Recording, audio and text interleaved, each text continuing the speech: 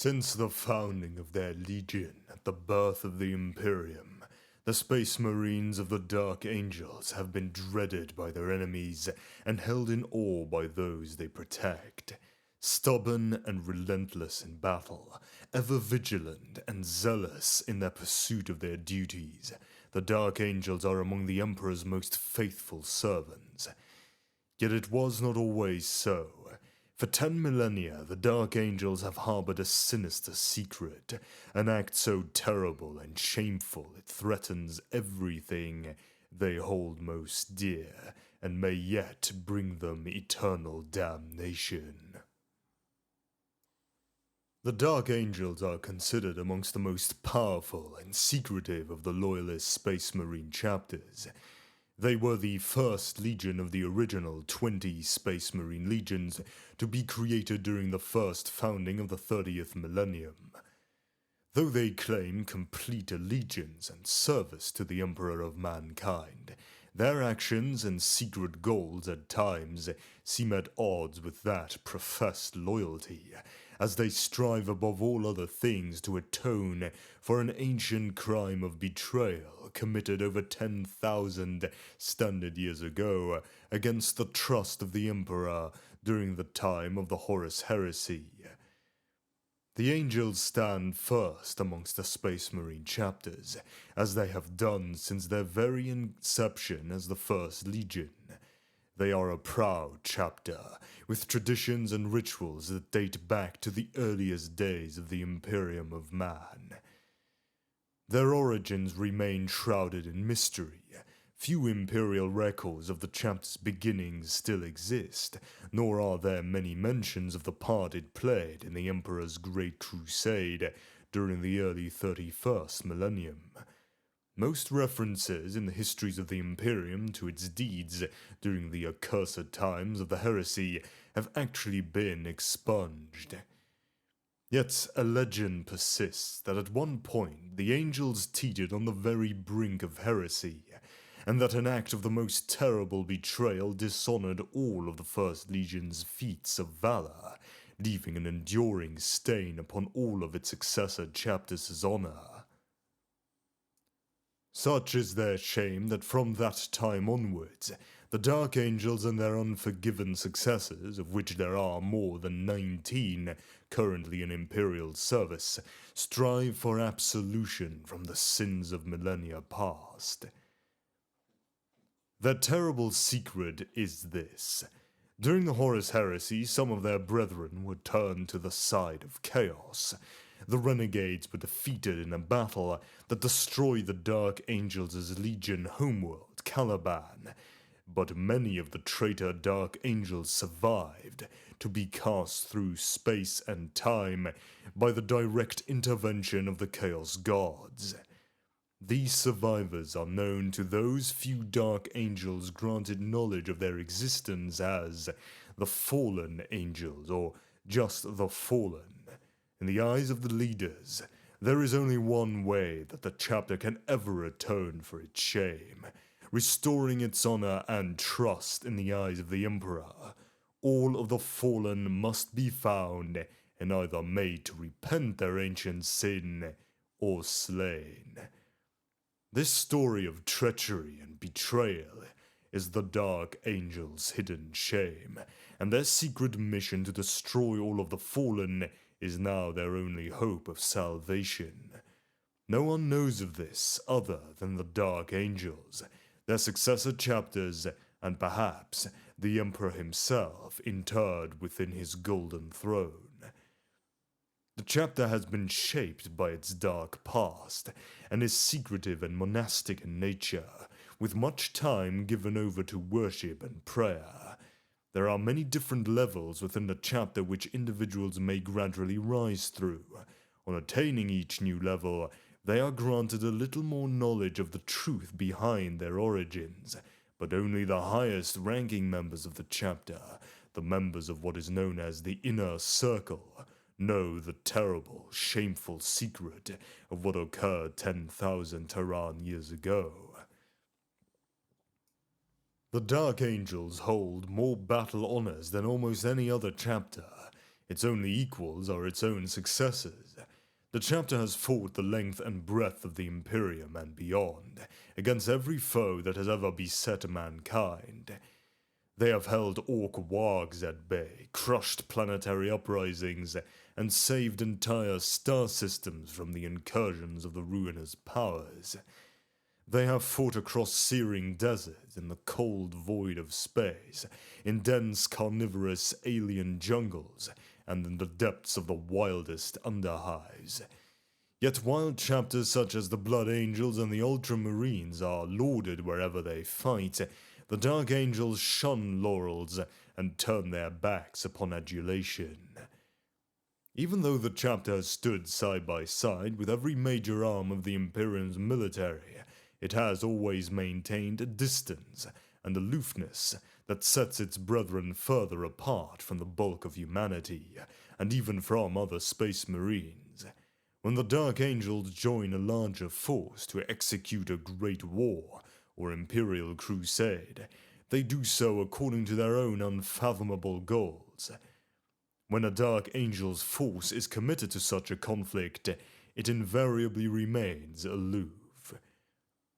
Its officers keep their own counsel on matters of tactics and strategy, and prefer to maintain their own lines of communication and supply sources. Even when dealing with the battle brothers of other Astartes chapters, the Dark Angels often remain sullenly quiet at the Space Marine Command Councils and tactical briefings, though that is not to suggest that they are any less effective on the battlefield. When the Dark Angels do undertake joint operations alongside other chapters, it is quite common for them to do so with others amongst the so-called Unforgiven, the successor chapters of the original Dark Angels Legion.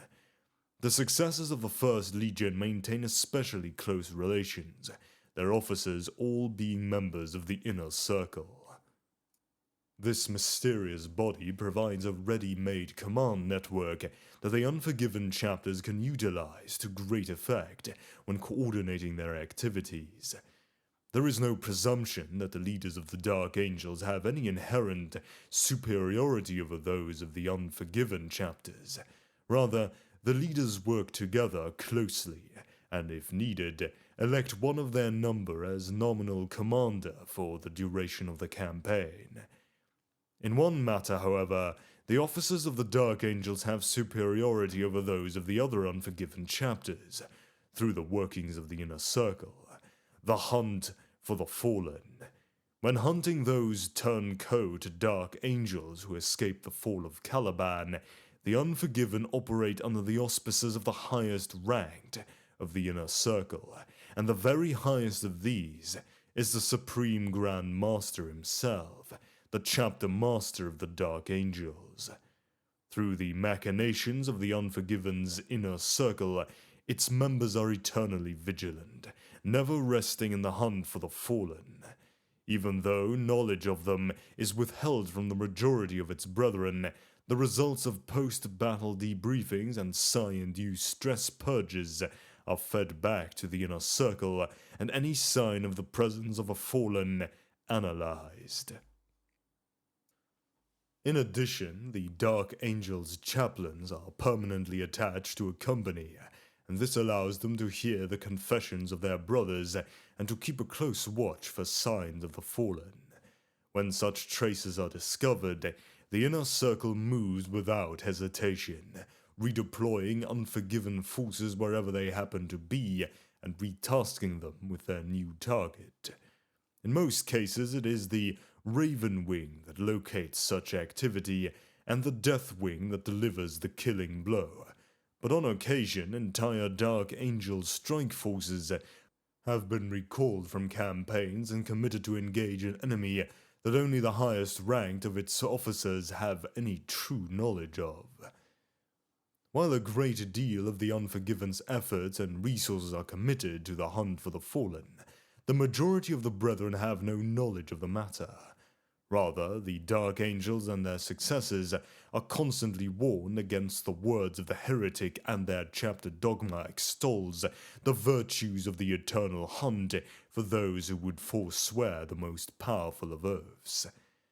The company chaplains preach sermons that tell of legendary figures betrayed by their own, often having fought in battles far from home.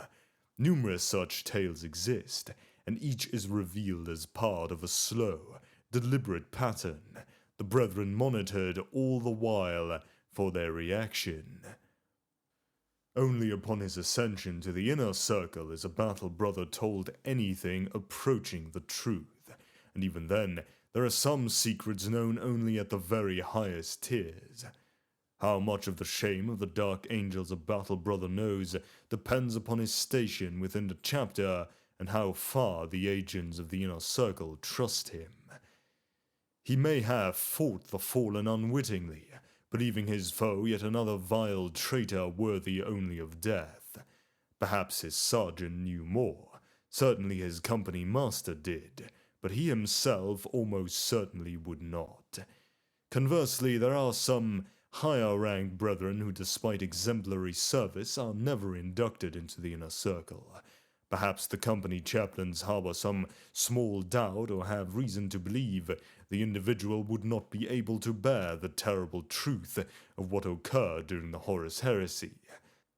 Such Astartes are unlikely to progress much further, for at the highest levels of authority, the chapter is ever engaged upon the hunt for the fallen.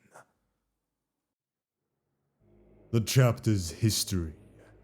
The Dark Angels were the first of the Emperor's Space Marine legions, and in their earliest incarnation fought as the personal army of the Master of Mankind in the dawning years of the Great Crusade and in the shadowed campaigns that had preceded it. As the prototype of what were to become the Legiones Astartes, they served in the final days of the Unification Wars and the early years of the Great Crusade, both as the template for the more specialized legions that were to come after them and the standard by which these successors would be measured. They were also among the best equipped of Imperial units, making use of large numbers of advanced archaeotech and plasma weapons. In this period, the Dark Angels were not even known as the First Legion, as no others existed yet, for the Emperor simply referred to them as his Angels of Death, or the Six Hosts. These transhuman troops dominated the final days of the Wars of Unification, easily defeating all their Terran opponents and forcing those among the tech priests of Mars who had intervened in the conflict on Terra in the hope of delaying the Emperor's final victory to sue for peace. From this point on, the First Legion ascended in power and the height of the Emperor's favor. But once the most numerous and powerful of the Space Marine legions, the First Legion's numbers would be depleted, and its primacy ended by the middle years of the Great Crusade, due to the solar decades of savage warfare, particularly in the wars of the Rangdan Xenocides, one of the most apocalyptic campaigns of the Great Crusade. The scars of these battles would change them, as would their reunification with their Primarch, Lionel Johnson, and the introduction of fresh blood from his adopted homeworld of Caliban, a death world dominated by a warlike, feudal society of techno-barbarians. Caliban's warriors' orders provided fertile ground for the Legion's regeneration, and its martial codes and practices were extensively incorporated and adopted by the rebuilding Legion. The origins. Empires, monuments, and legends are built by those who are merely victorious. We were born to kill, not to build. We are not idle long enough to leave monuments, and we leave no work of the enemy intact to spawn legends. We are the First Legion, and he that follows in our wake is death. Attributed to Hector Thrain, a keeper of the Black Gate and the first master of the First Legion. Stark and uncompromising, the Dark Angels were the first of the Emperor's Space Marine legions, and the truest to the mold from which the Legiones Astartes had been struck. They were killers of the purest and most refined kind, for whom there could be no other destiny but a lifetime of war and death in the name of the Imperium and humanity. They did not build empires, made no attempt to master the ways of peace or the subtle skills of the artist, craftsman, or diplomat. They offered no excuses for their nature and made no compromises in the pursuit of their assigned duty, shirking neither the price they paid in blood nor the price paid in infamy and solitude. Their greatest battles are to be found in no catalogue of imperial compliance or roll of honor. No scholars or poets sing of these glories or remember those fallen in their prosecution, for they were fought against foes so monstrous that it was deemed necessary that all mention of them be erased from history. Such was the nature of their service, not only to be prosecutors of the Great Crusade, but also to serve as the Imperium's most potent bulwark against the unknown terrors that lurked in the dark between the stars. The heraldry of the Dark Angels proclaims their lineage, the first of the Emperor's Legiones Astartes. But other than that simple fact, little is known of the origins of the Legion and its initial gene stock. The genesis of the Legiones Astartes as a whole is a subject shrouded in much secrecy. It is perhaps the greatest and most enduring of the Emperor's many works, and the subject scholars have been warned away from in the latter days of his Imperium. What is known with some certainty is that of all the many breeds of these transhuman warriors, the Dark Angels were conceived by the Emperor as a template and prototype for those that would follow, distilled from the genetic code of the most stable of all of his Primarchs, and without any attempt to foster specific traits or curb the eccentricities of the stock from which they sprang. Even so, the process by which these first samples were produced was long and laborious, initiated perhaps a standard century or more before the end of the Unification Wars of Terra, and consuming a vast number of test subjects to produce but a handful of stable proto-Astartes.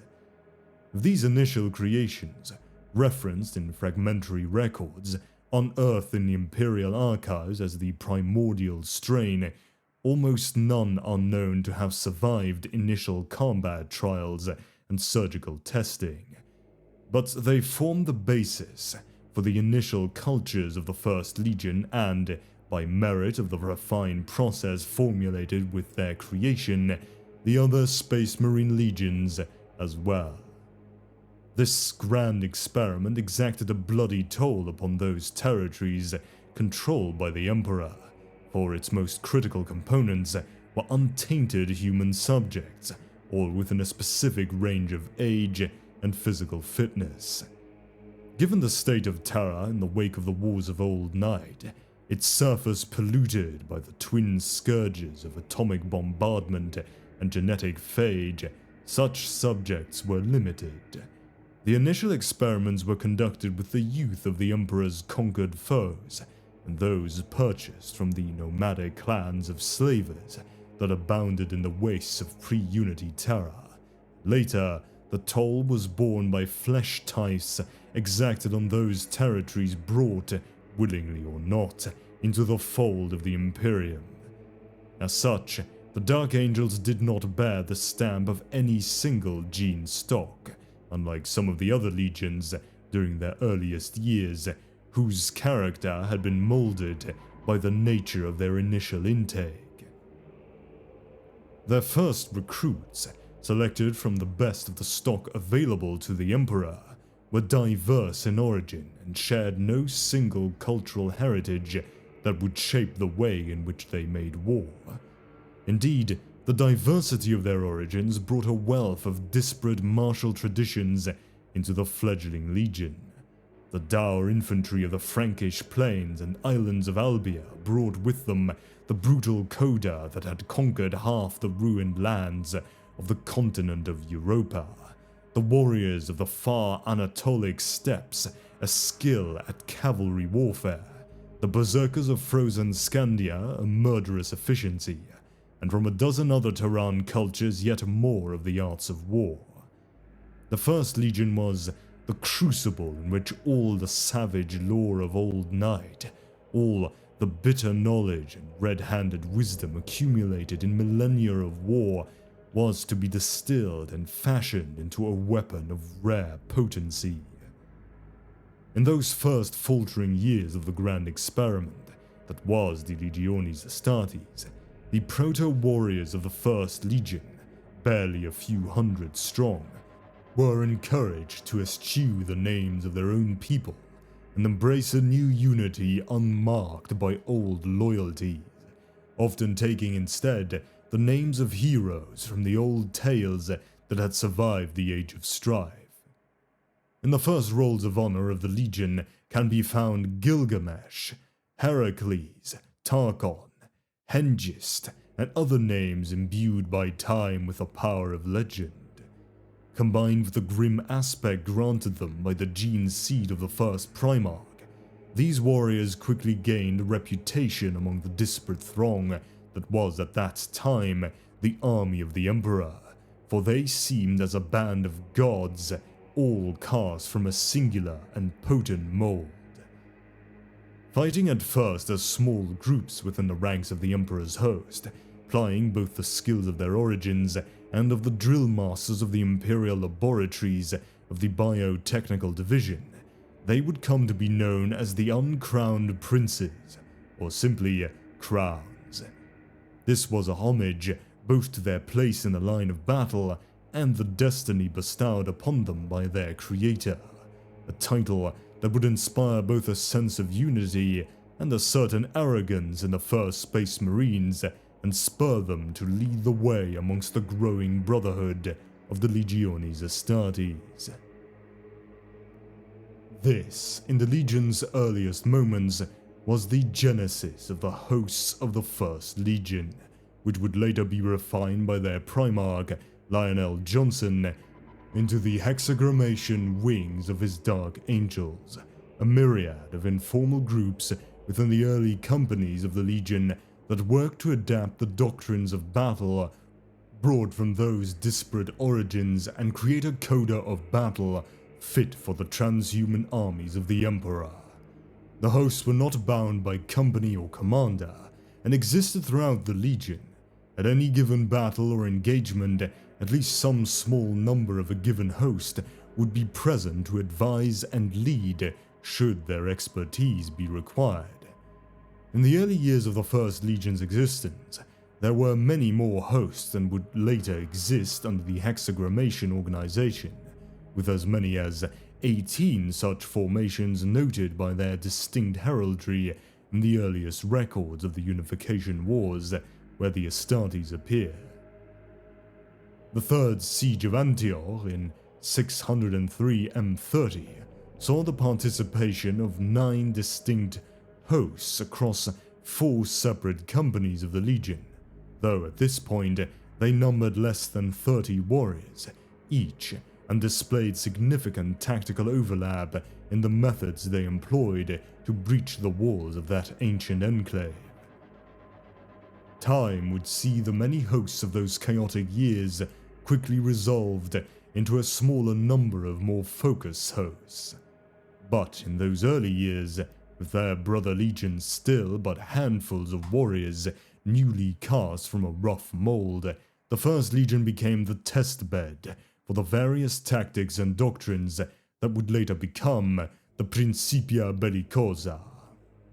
As the other legions grew to a size large enough to engage in small-scale combat actions, some of the more specialized hosts became obsolete, unnecessary in the face of warriors more adept at the style of warfare, while others were made extinct by the inadequacies of their methods and the brutal nature of war in the 30th millennium. Far from harming the Legion, this process of bloody evolution left it strong, a weapon well honed by the fighting on Terra. It also forged a bond between the disparate warriors who made up that early legion, a bond based upon the sense of superiority and distinction instilled in them by the servants of the Emperor that trained them and the awe they inspired in those they fought beside. The fall of the Thunder Warriors. As with all the Legiones Astartes, the First Legion was intended as a replacement for the brigades of the Thunder Warriors, that unstable experiment in the creation of Proto-Astartes which, by the middle years of the Unification Wars, had run its course. The Thunder Warriors regiments had been the tool needed for their time, an unrefined and savage weapon to match the grim tyrants and debauched potentates that had inherited old Earth during the Age of Strife. Yet, in comparison to the Legiones Astartes, they were a rough breed, powerful to be sure, perhaps even individually more so than their new transhuman kin, but unable to quell their fury to work in unison. They were a mob, a storm of fury and blaze that rolled over its foes, while the Legiones Astartes were a true army, and in their unity could withstand any onslaught. Tales and theories beyond count surrounded the Thunder Warriors and their sudden disappearance from the Imperium's history, most being fabrications and sophistry of the worst kind, though a few warrant further regard. One such tale is of note, a tale told among the nomadic tribes that inhabit the wastelands around Mount Ararat, and speaks not only of Thunder Warriors, but also of an army clad all in grey, dark as the clouds of a storm, and branded all as one. These warriors, so say the hill nomads, await the return of the few surviving Thunder Warriors, exhausted by their victory, and rather than giving salute to their valor, cut them down in a thunderous volley of bolt and plasma. This tale is far different from the heroic tale told by the Remembrances to mark the end of the Unification Wars, but in keeping with the brutal necessities of the Emperor's far-reaching plans.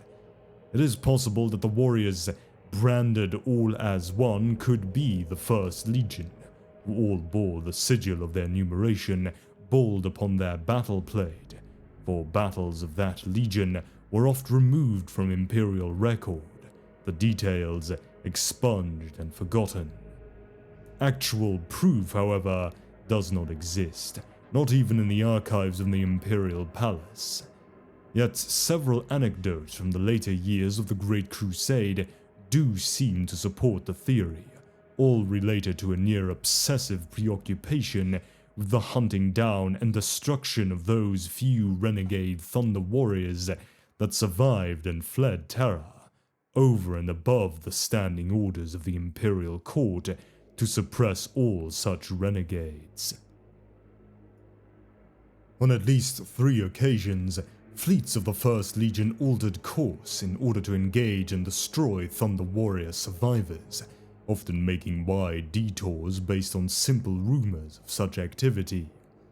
Such an obsession is notable for what was an otherwise stoic Space Marine Legion, and would seem to hint at a more personal interest in the resolution of any encounter with surviving Thunder Warriors, perhaps even a sense of shame in having allowed any to escape some previous engagement.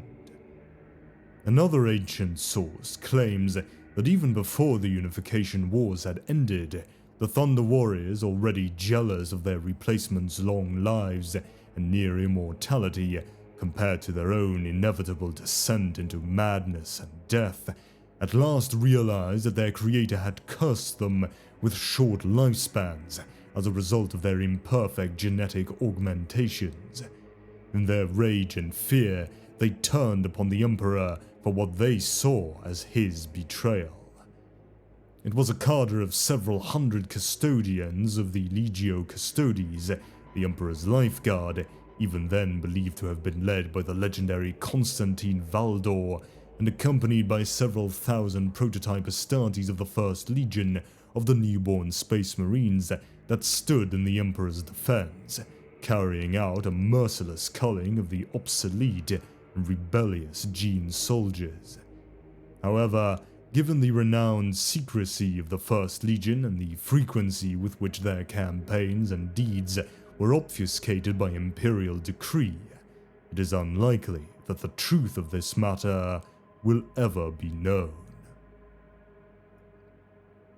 The First. The First Legion was intended to demonstrate the true potential of the Astartes versus their predecessors among the Emperor's armies, for they were a true legion, numbering already 10,000 transhuman warriors, while their early kin among the other nascent legions were but a few hundred each. It was at Samarkand on Terra in 668 M30 during the Unification Wars that the First Legion took to the field en masse for the first time, assembled with the Emperor himself at their head. Here, the Legiones Astartes faced their first true test, not a test of individual strength or genetic purity, but a test of their worth as an army. 10,000 of the First, flanked by contingents of 4 other legions, took the field against 200,000 gene-forged Uduk-Hul, the elite slave soldiers of the King of Akkad. The Uduk-Hul, whose blood was poison and whose strength was greater than 10 unenhanced warriors, were the terror of the Upper Asiatic Basin and a foe that had so far resisted the advance of the Emperor's armies. 10 solar hours after battle was joined, Samarkand was in ruins, the Uduk-Hul scattered and broken, and the great King of Akkad's head, a trophy on the belt of the newly appointed Grand Master of the First Legion.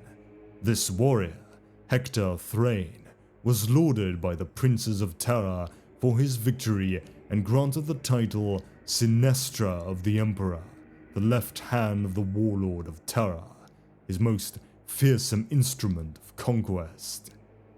By order of the Emperor, the First Legion left no stone upon stone, and almost every record of the terrors encountered in that battle was destroyed. In the wake of the victory, the rate of recruitment and processing of the new Space Marine legions was accelerated, their potential proven in triumph, and the First Legion gained a dark renown among the ranks of the armies of Unity. They had walked into the mouth of Hell, and not only had they returned, but they had left Hell shattered in their passage. This first victory was to set the pattern of the First Legion's battles during the wars for Old Earth and the Sol System, pitting them against the most horrific of foes, with only one objective: to eradicate them completely. From Fortress 31 in the Thalian wastes of ancient Terra to the Battle of Karnakon amid the cryovolcanic mountains of Sedna, the First Legion would meet the worst threats that faced the armies of Unity and lay them low.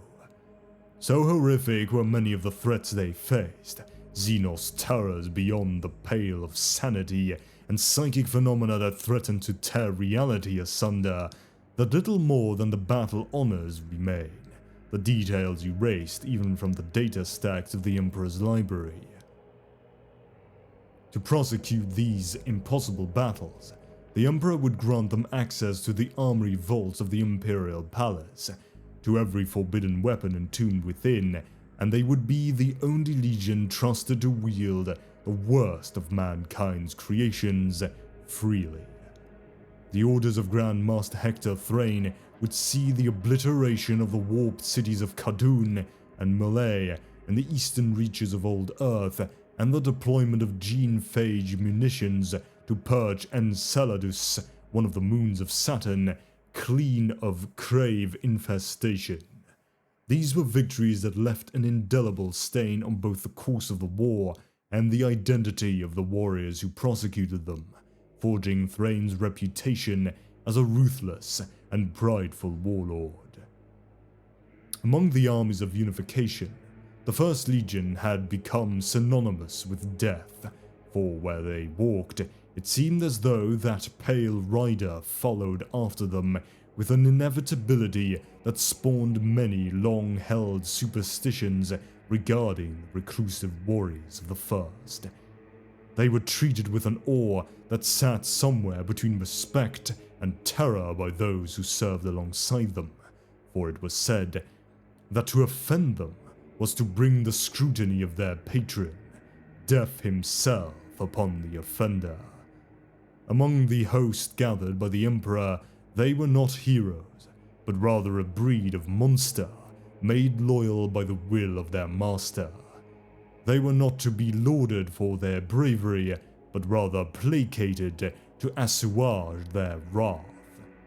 Despite the dictates of the Imperial truth, the common soldiery of the Imperial armies often set small wards and charms at the edges of their camps when the First Legion arrived, to avert the ill luck that many felt followed the Emperor's firstborn legion.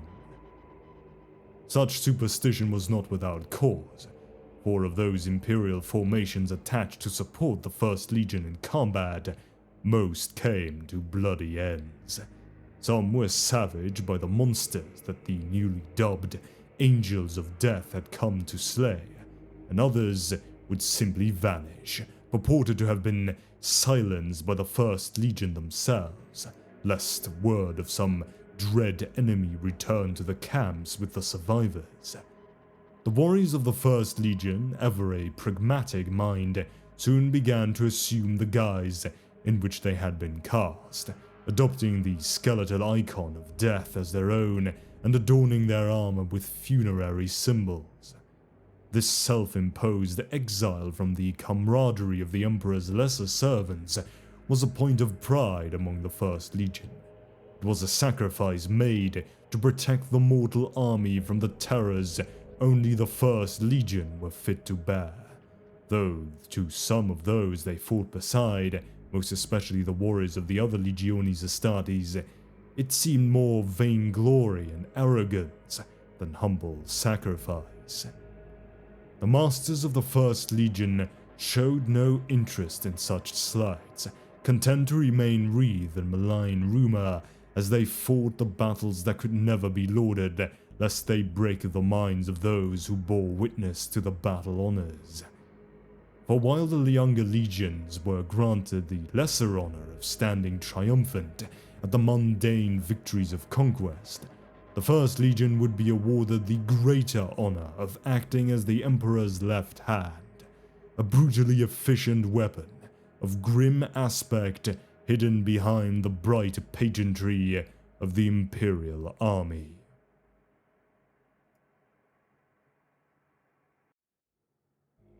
The early Great Crusade. The Emperor's own Angels of Death. This was an honor they would bear throughout the war to unify the Sol system and beyond, a duty that kept them separate from the other Space Marine legions created in their image. As the younger legions slowly began to reach the nominal strength required for the beginning of the Emperor's Great Crusade, the First Legion conducted a lonely vigil far from the light of Sol, scouring clean the Oort cloud and keeping watch along the heliopause border of the system for those terrors that sought to slip unnoticed into the Emperor's newly claimed domain. This duty they accepted without complaint, taking pride in the role selected for them by the Emperor, for they were his Angels of Death, a name which at that time belonged to them alone. For nearly a solar decade they would dwell in the lightless depths of mankind's home star system, burning clean the frozen moons of the outer system and freeing the few lost outposts of humanity that still survived at the very outermost edges of the Sol system. Here, the informal network of specialists within the Legion became the first of its formations called Orders, dedicated to a singular focus of war beyond the wider scope of the Legion's existing hosts. Their craft honed in the battles at the dark edge of Sol, and the complex ciphers and rituals by which they recorded it, entrenched over the long years of isolation. It was by the hard-won knowledge of these warriors that the Legion would prevail again and again in the most grueling and hazardous battles faced by the warriors of the Emperor, the weaknesses of each foe exposed by sacrifice and encoded in the traditions of the orders and the secrets of war in any environment catalogued in their archives. The Legion would return to the inner worlds purged of weakness and hardened by adversity, their armor no longer the flat grey of the other legions, but a deep and impassive black. There would be no fanfare on their return to the Emperor's side, no parades of victory, merely the silent approval of the Emperor of mankind, and a place at the vanguard of the host that mustered ready to make war upon a hostile galaxy to save humanity from extinction. Despite the hardships that would await them and the mighty foes they would face, none could doubt victory, having witnessed the grim resolve and stoic pride in the faces of the black-clad warriors as they took their place at the head of the host. There, amid the vast muster that took place around the shipyards of Saturn, the fleet granted to the First Legion stood out among the newly built Saturnine pattern vessels and the ancient ships reawakened from the macro vaults of Mars, for the First Legion were granted the honor of a tithe of those few remaining Terran ships. These ancient voidcraft almost all dated back to the years before Old Night, relics of forgotten technologies and lost aspirations of grandeur. Among them were to be found massive Gloriana-class battleships, Promethean-class cruisers clad in dense layers of void shields, and weapon-studded Tiamat-class destroyers, all far surpassing more modern designs in potency, made available to few other than the Emperor's own guards. To each of his other legions he bequeathed but a handful of such ships, while to the First Legion he granted a fleet. This gift was not a simple reward for the heroics they had displayed in the fighting on Old Earth and beyond, but rather a necessary tool for those actions yet to come.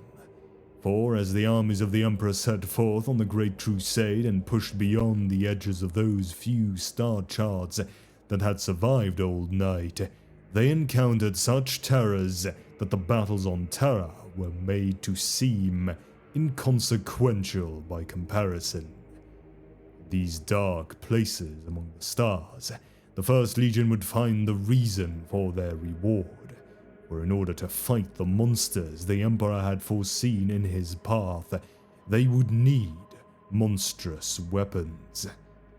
Alone among the Legiones Astartes, they would make common use of the forbidden weaponry of Old Night, of Gene Fade and Rad Wave, employed to wipe clean the nests of those enemies deemed too terrible to be faced in open battle. The First Legion were the fulcrum of the Emperor's wrath, the agency of his hate, for they brought not simple destruction, but the all-encompassing oblivion of utter annihilation. They were the Angels of Death, a title that would one day encompass all of the Emperor's Space Marines, but in those brutal early days of conquest and blood, it was theirs alone. Even as other legions fought to bring those human colonies discovered by the expeditionary fleets to Imperial compliance, the First Legion fought to hold back the hate of a galaxy filled with terrors.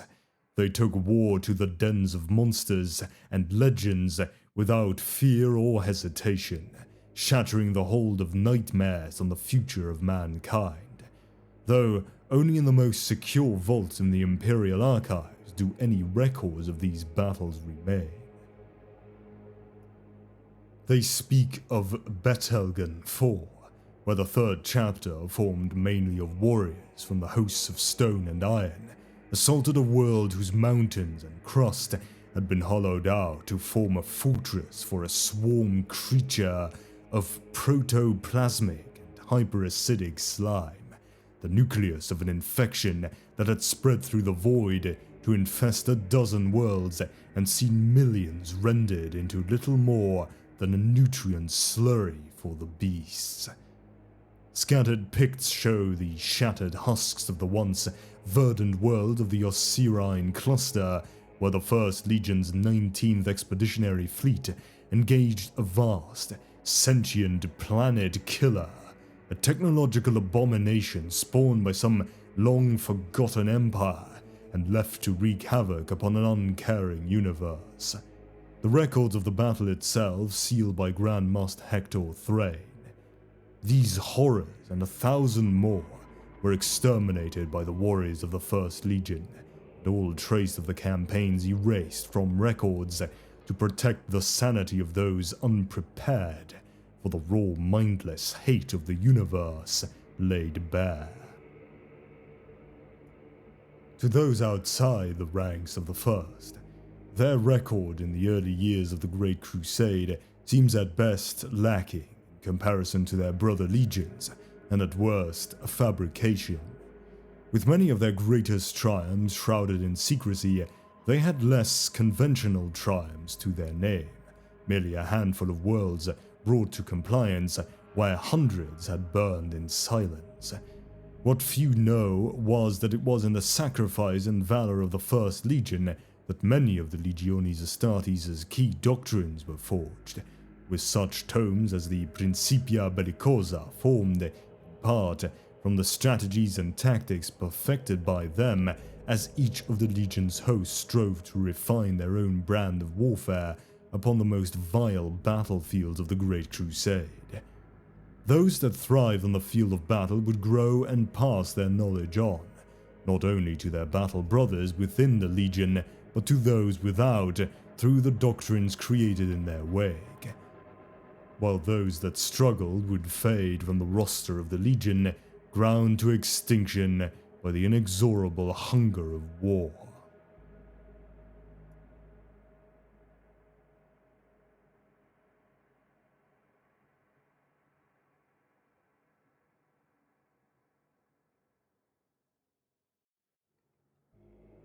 A fortress of pride. These trials would shape the First Legion into a fearsome weapon, the largest and most heavily armed of all of the Legiones Astartes during the early years of the Great Crusade. They fielded more warriors under arms, maintained a larger fleet, and had access to weaponry more powerful than any of their brother legions at that time, even those such as the Lunar Wolves and Space Wolves, which had already been reunited with their Primarchs. The Grandmaster of the First Legion stood at the left hand of the Emperor, one of the most influential personages in the early Imperial Court, whose council was second only to that of Malcador the Sigillite and Horus Lupercal. Despite the hidden nature of many of their triumphs, they were acknowledged by all as preeminent among their transhuman kin, the most powerful force at arms in the serried ranks of the Imperial armies. In those heady years of conquest and victory, the First Legion stood true to their name at the apex of Imperial might, feared by those who stood against the Emperor and his dream of unity, and respected by all those who fought at their side. Yet, as with all things, the glory of the First Legion would be a fragile thing, and one that could endure only for a short time before becoming something less than it once was. For the First Legion, in those days before the return of their Primarch, the great foe that would topple them from their place of honor would not be any terror from the outer dark, but rather their own hubris. For though the black cruisers of the legions were ever to be found at the edges of the map, hunting for monsters in the dark between the stars, they now took a perverse pride in pitting themselves against only the most powerful of foes, those that wielded a power equal to that of their own, those in whom they saw the possibility of defeat. Other threats, deemed too insignificant for the First Legion, too weak to pose a real challenge. Foes that would not test their strategies or mettle would often be bypassed and left to the Imperial Army regiments and other Legion fleets that followed in their wake.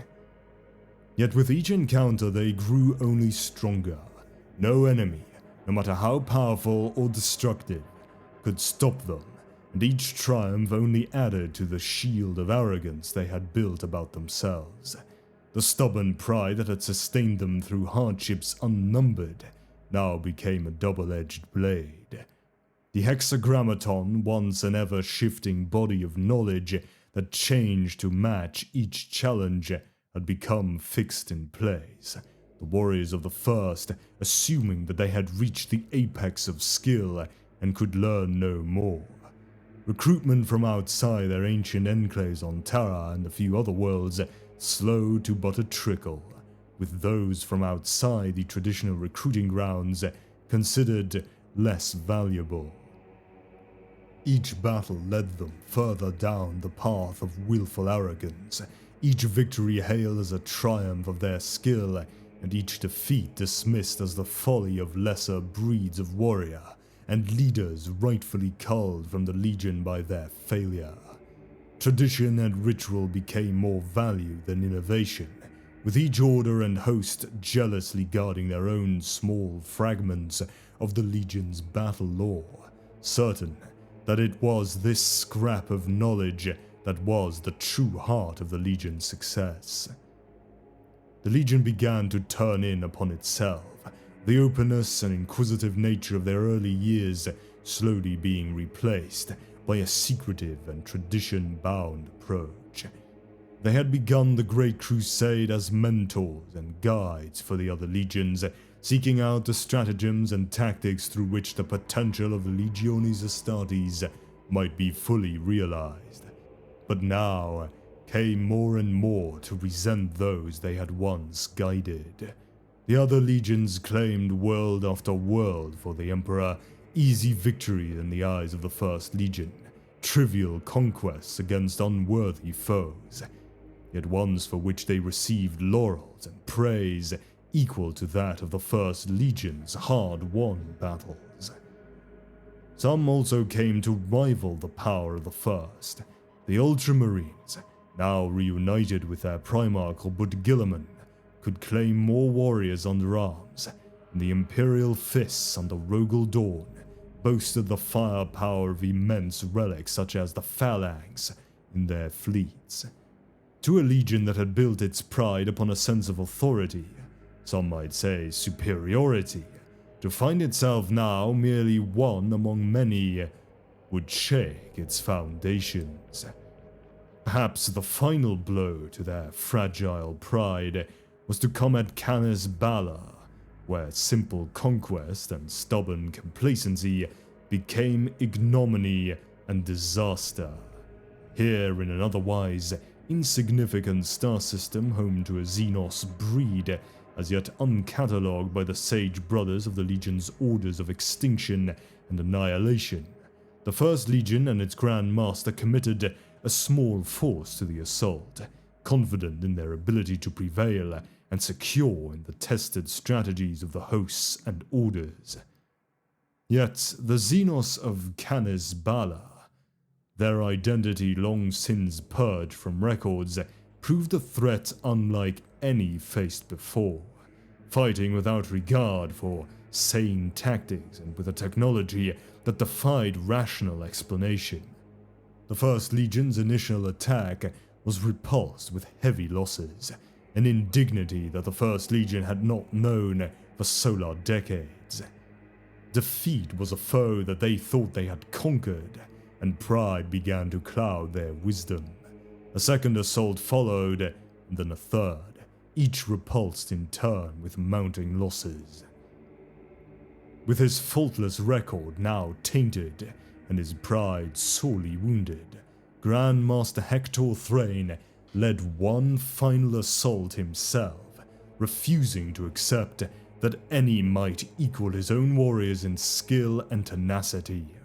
This assault, even weakened by the losses already sustained, cut a swath through the Xenos forces defending the planet, but could not overcome the sheer numerical superiority of the foe. Overwhelmed, it teetered on the brink of annihilation.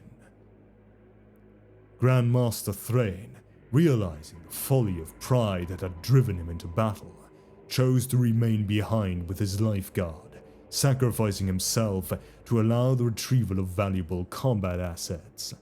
The world of Canis Bala was reduced to ashes from orbit, all trace of life on its surface incinerated in nucleonic fire, a measure that many argued should have been taken earlier had pride not forced their hand.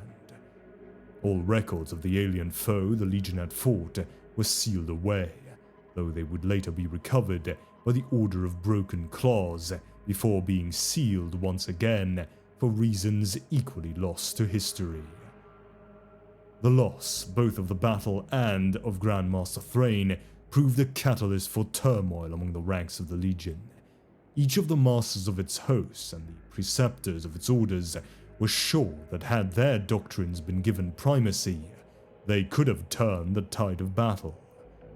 A subtle struggle for power erupted among the complex tiers of authority within the Legion, a struggle that slowed the pace of their conquests and threatened to unseat the Legion from its preeminent position of honor once and for all.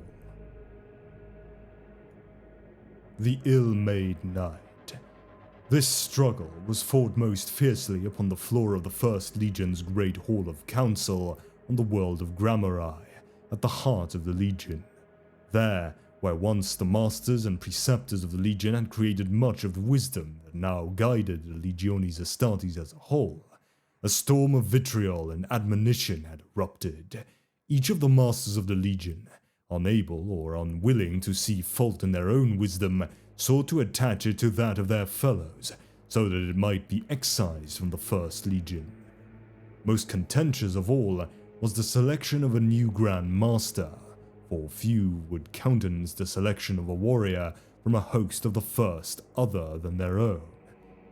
As the pace of the First Legion's conquest slowed, and the deliberations of the Council of Masters stagnated, it would be the intercession of Malcador the Sigillite, first among the Emperor's confidants, to break the deadlock.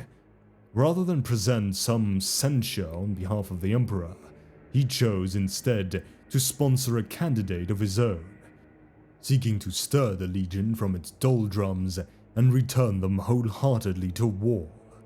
His words to the Council of Masters were carved upon the lintel of the chamber, such was their impact. Quote, "A fortress can be held upright by many pillars. Alone they are nothing, but together they are mighty.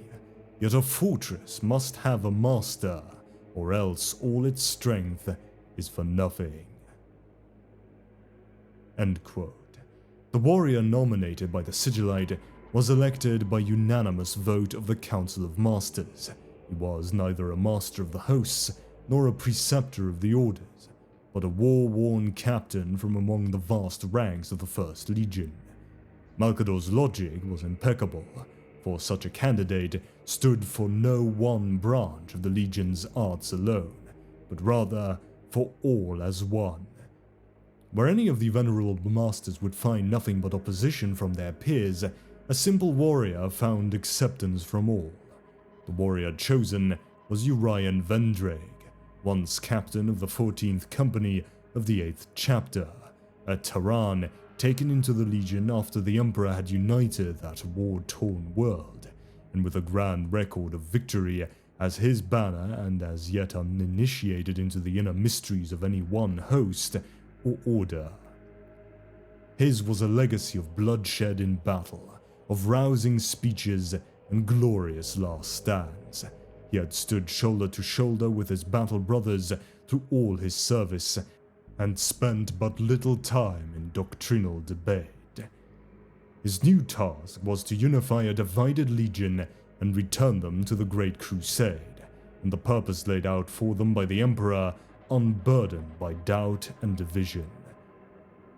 As a warrior first and foremost, Vendrake saw the value of bringing the Legion fully into the Emperor's Great Crusade, taking its rightful place at the head of their brothers rather than only serving at the fringes of history. For the first time in the Great Crusade, a small contingent of carefully selected remembrancers was allowed to join the Grand Master's entourage, attached to his personal guard and given strictly limited access to the Legion's records, so that they might bear witness to the First Legion's ascension. All that remained was to find a challenge worthy of the Legion, some terrible foe to bind them once again in hatred of the enemy, and, as though gifted to them by the Emperor, word arrived of the new terror encountered on the far rim of the Great Crusade, a race known to history as the Rangdan. Encountered by the 105th Pioneer Company of the 5th Legion on an isolated world along the northern rim of the galaxy, the Rangdan were considered a grave threat to the expanding Imperium. Though at that time their territory was thought to encompass only a single star system, they possessed a vile technology and fearsome aspect that warranted the most extreme of responses. Mustering a fleet numbering hundreds of capital-class warships, the new Grand Master descended upon the isolated system of Advex Mors, where the Rangdan had created a vast artificial war moon, an immense engine of war that had cost millions of slave laborers from 100 worlds their lives. This monstrous weapon was defended by a fleet of lumpen and ugly Rangdan warbarks, each bristling with weapons and crewed by slaves whose neural collars enforced their unflinching obedience. The battle that ensued would leave the system of Advex Mors as little more than ashes and rubble. All 6 worlds claimed by the Rangdan were rendered uninhabitable, their fleets reduced to drifting fields of wreckage, and their vast slave armies utterly annihilated. The campaign lasted for 4 solar months and cost the lives of some 5,000 of the First Legion. But as the banner of the Imperium was raised over those broken fragments of the Rangdan war moon that had rained down upon the burned husk of Advex Mors beneath, the Imperium was reminded of the sheer power of the First Legion.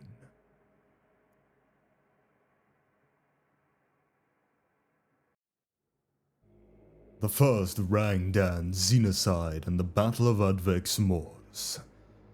Of all the campaigns waged by the First Legion, it is their battles against the Rangdan that have most intrigued historians and scholars, for the veil of secrecy cast over these engagements has served only to make the myths that have taken the place of truth all the more grand. There is little information to be found outside of the most carefully guarded sections of the Imperial archives, and the records of the Dark Angels themselves, a legion well known for rigorously maintaining its many secrets. However, for the first of the great wars against the Rangdan, there is another source of information available to us, the data cores of the rebel forge world of Xana II, raided and burned by loyalist forces during the Great Scouring. Before its dark magi fled into exile, much information was recovered from the forge world that the First Legion could not seal away. It is from these meticulously gathered scraps of knowledge that a true picture of the first battle between the Dark Angels and the Rangdan can be formed. The First Legion gathered a mighty armada for the assault on the world of Advex Mors, some 50,000 warriors of the First Legion and another 100,000 support troops drawn from both Imperial Army regiments and Mechanicum Tagmata forces from nearby Xana, as well as near a full 100 capital-class starships and many times that of smaller escort craft. At that time, this was a fearsome force of arms, but one still reckoned lacking by many for the task they had set themselves. The initial reports from the 5th Legion fleet that had made the first charts of Advex Mors painted a grim picture for the assault force, for The six worlds of the Advex Mortis system were heavily fortified and garrisoned, so much so that the strategos of the Divisio Militaris would initially believe this, erroneously, to be the seat of the Rangda's power in our galaxy, rather than the isolated outpost it was later found to be. Vast legions of captured humans and other more exotic breeds of slave awaited the Imperial attackers, slave soldiers bound to their Rangdan masters by cruel neural collars that enforced absolute loyalty and reduced them to little more than savage drones to the Xenos that commanded them. The Rangdan themselves possessed many horrific weapons, the product of a vile technology created solely for destruction and subjugation, the ultimate expression of which was the vast war moon that sat in orbit of Advex Mors Primus. This immense engine of war could match the firepower of a full fleet of starships and bore armor capable of shrugging off strikes from capital-scale weaponry. It would prove the greatest obstacle to the invasion and the most terrible symbol of the Rangda's power and malevolent ingenuity. The First Legion, led by their new Grand Master Urian Vendraig, welcomed the challenge presented them. Indeed, to succeed in the face of overwhelming odds and prove the valor of his legion was one of the core goals Vendraig had assigned the campaign, a return to glory for the First Legion. In honor of this goal, the fighting began in grand style as the assembled Imperial fleet tore an opening in the fabric of space to translate into Advex Mors a single wedge of steel and guns. This feat of navigation, impressive in its own right, was overshadowed by the sheer might of the fleet assembled, with the leading squadron comprising no less than 3 Gloriana-class battleships, the Invincible Reason, the Paradigm of Hate, and the Truce Razor. Those few scattered squadrons of Rangdan warp barks able to oppose the sudden appearance of the Imperium's fleet were quickly swept aside by the sheer strength of the First Legion's gathered ships. Even the foul weaponry of the Rangdan Voidcraft and apathetic bravery of the neural thralls that crewed them could not slow the Imperium's advance. Though the complex electromagnetic weapons employed by those ships, often called shadow blasters by the naval crews for the ominous shadows left behind by their atomized victims, left many crewmen crippled by radiation sickness. The invasion of Advex Mors Extremis followed these initial successes in orbit, with the Grand Master himself deploying at the head of the First Legion's 8th chapter to spearhead the assault. Advex Extremis possessed only limited strategic worth, playing host to a small facility that refined fuel from the vast seas of liquid hydrogen trapped beneath the thick icy crust, and was defended by only a small garrison of slave soldiers and a single Rangdan overseer. Yet despite this, its value to the morale of the invasion force and as a statement of the First Legion's power was immense. 1,000 warriors of the First Legion took to the field against 10,000 of the foe, a frenzied wave of flesh puppets sent by their Xenos overlord into a mindless fury to spend their lives recklessly that the foe might be crushed. The dark wave of mind-slaved warriors washed over the First Legion's lines and was shattered and broken by the Legiones Astartes in a battle that lasted but 3 short solar hours, at a cost to them of less than 200 casualties. Urian Vendraig himself descended into the boreal hell of the ice mines and slew the Rangdan overlord in personal combat, emerging to hoist its head before the assembled warriors of his legion. This is how the fighting went on the 4 outer worlds, each small garrison isolated by the vast Imperial fleet and destroyed in detail by different detachments of the First Legion, each testing and probing the foe for weaknesses. The Rangdan spent the lives of their slaves profligately to bleed the Legion, sending tens of thousands to their deaths to slow their advance and cull the numbers of the invaders, losing but a handful of true Rangdan as the First Legion celebrated their victories. Within the space of a few short solar months, the Imperium's fleet had crushed the 4 outermost planets of the system and stood upon the threshold of Advex Mors Primus. Here would begin the true battle.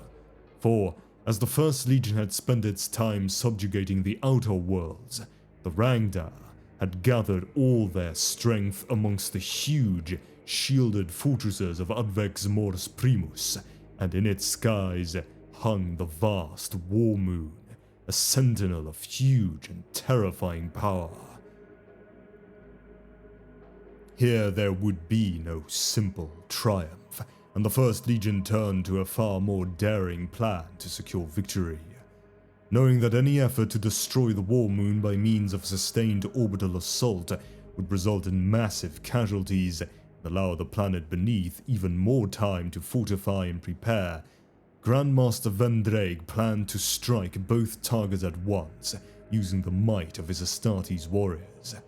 A single chapter of the Legion would attack the war moon under cover of a diversionary attack by the fleet and disable it from within, while the majority of the Legion would conduct a massive planetary landing and crush the world's capital in a single, focused assault. The phalanx of heavy Imperial battleships advanced on Advex Mors Primus, but unlike previous engagements, the Lumpen Xenos defense barges did not rush headlong to meet them and be torn apart by the heavy guns of the First Legion. Instead, the Rangdan craft formed a defensive constellation about the war moon, denying the Imperial fleet any easy opening by which to deploy landing craft or make a concerted assault, and displaying a level of tactical awareness hitherto unexpected by the Emperor's forces, who were now forced to attack into the concentrated guns of the foe.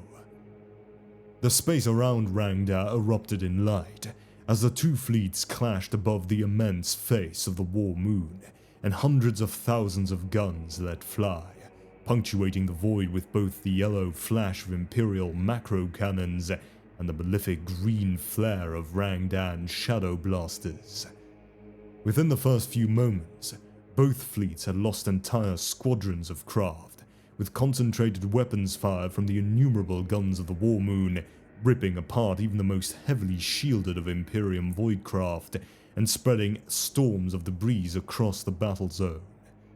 This was a war of attrition the Imperium's forces had wanted to avoid and could ill afford to prolong, but one they could not easily abandon without ceding control of Advex Mors Primus to the enemy. It would only be the sacrifice of the battleship Paradigm of Hate that would finally turn the tide of the engagement. The ancient battleship, its void shields flaring as it strove to absorb the sheer weight of fire thrown at it, plowed into the enemy's formation and scattered the lesser ships of the Rangdan. Infested by Rangdan's stalker drones and badly wounded by the exotic directed energy weapons of the Xenos craft, the Paradigm of Hate slammed into the vast hull of the war moon, gouging a deep wound in its metal hide. The survivors of its crew and the contingent of First Legion warriors aboard the battleship took up defensive positions within the shattered wreck of their vessel and set the plasma reactor to reach catastrophic overload, even as the Rangdan hosts aboard the vast war moon moved to overwhelm them. A brief and bloody action was fought in the cold void on the war moon's surface, with full detachments of towering Rangdan warriors committed to battle for the first time. Brutally strong and armed with weapons of terrible power, the Rangdan proved a match for the Legiones Astartes, both sides inflicting serious casualties upon their foe, but the Rangdan could not overrun the First Legion's defenses in time to prevent the Paradigm of Hate's vengeance. The warriors that had once rowed the proud ship into war sacrificed themselves that she might strike one last blow against the foe, her reactors exploding like a miniature sun, crippling the vast war moon and spreading a deadly storm of debris across high orbit. With its death, the battleship had brought the rest of the fleet a brief respite, a chance to press the foe, and the orbital battle quickly fell into a chaotic melee of intermixed starships and squadrons, each locked in a desperate struggle for survival in a mass of duels between individuals and squadrons. The remaining Imperial battleships, Invincible Reason, Truce, Razor, blasted a path into low orbit, weathering enemy attack craft and strikes from ground-based weapons platforms to begin landing ground forces, abandoning any attempt to capture the shattered and silent war moon. As the sky filled with the light of 1,000 tiny battles fought in the void, the massed forces of the First Legion made planetfall, a rain of drop pods falling on the wastelands away from the chain of fortresses that girded the equator, while several smaller forces dispersed in squadrons of gunships and Stormbird transports. It would be these smaller forces that saw action first, mounting raids on the nearest fortresses and those columns of Rangdan slave soldiers sent to investigate the landing zone, buying time with the blood of the enemy for their brothers to array themselves for battle. For the first day, these raiding columns, mostly led by the warriors of the Order of Crows and the marshals of the hosts of wind and fire, bore the brunt of the fighting.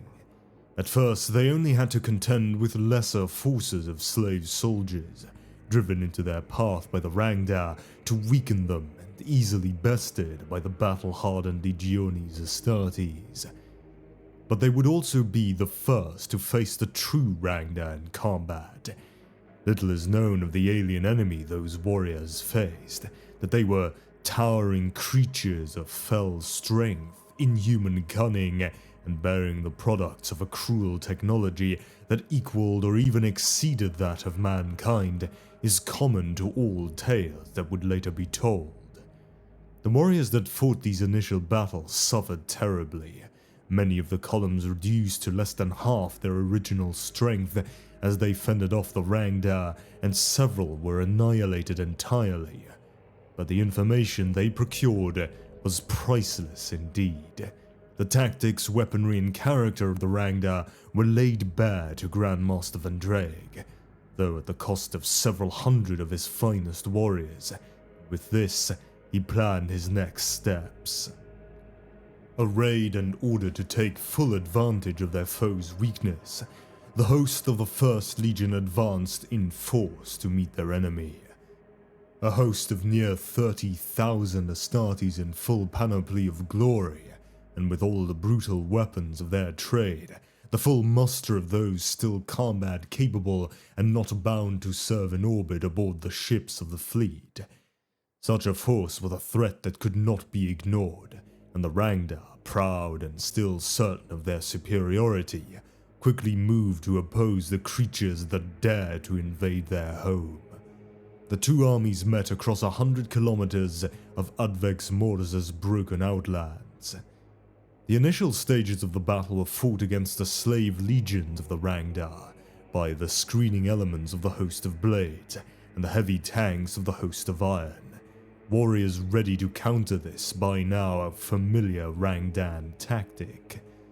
Knowing that the true Rangdan would expend their slaves with abandon in order to pinpoint a weakness in the Astartes' lines before attacking, pitting their strength against the weakest point of their opponent, Grandmaster Vendraig had massed his finest warriors, veterans of the hosts of Crowns and Bone, to act as a mobile reserve. Meanwhile, mobile elements of companies led by warriors of the host of Wind, mounted on swift jet bikes and land speeders, isolated and harried the main body of the Rangdan force and relayed precise information on their movements. Made complacent by Tehran's centuries of conquest and success, the Rangdan elite watched and waited, fully assured that they would claim victory once committed to the fighting against an exhausted and drained foe. Rather than wait for the hammer blow to fall and sunder his formation, Grandmaster Vendraig moved first, leading a charge that burst through the slave soldier battalions and bore down upon their waiting Rangdan overlords. Too proud to retreat in the face of such a challenge, the Rangdan met the warriors of the 1st Legion blade to blade in a savage melee that tested the mettle of both forces. The stoic brutality and measured swordsmanship of the 1st Legion matched against the savage might and cruel technology of the Rangdan. Legiones Astartes warriors were cut asunder by Rangdan warriors, enveloped in layers of energy shielding that burned the very air about them as they fought, while the lithe, vulpine Xenos fell before the tyrannic greatswords of the 1st Legion Terminators. It was a slaughter that would have ended in mutual annihilation, both sides equally matched in skill and power, until Vendraig met the Rangdan Warmaster in single combat. Vendraig was a superlative swordsman, strong of arm and swift in battle, yet his foe was a towering Xenos monster, cloaked in burning energy fields and wielding a huge crystalline blade that bled a neurotoxin of hideous potency. For an hour the duel raged, and as their warriors died around them, the two generals fought with savage ferocity, neither giving an inch. In the end, though racked by the pain of the toxin raging in his blood and his armor rent and sundered, Urian Vendraig slew his foe and held high the severed head of the Rangdan Warmaster. The battle decided, and the pride of that foul Xenos breed broken. With the greatest strength of the foe shattered in open combat by the warriors of the Emperor and their Warmaster a cooling corpse in the dust, those Rangdan that remained fled and took refuge in the fortresses left to them.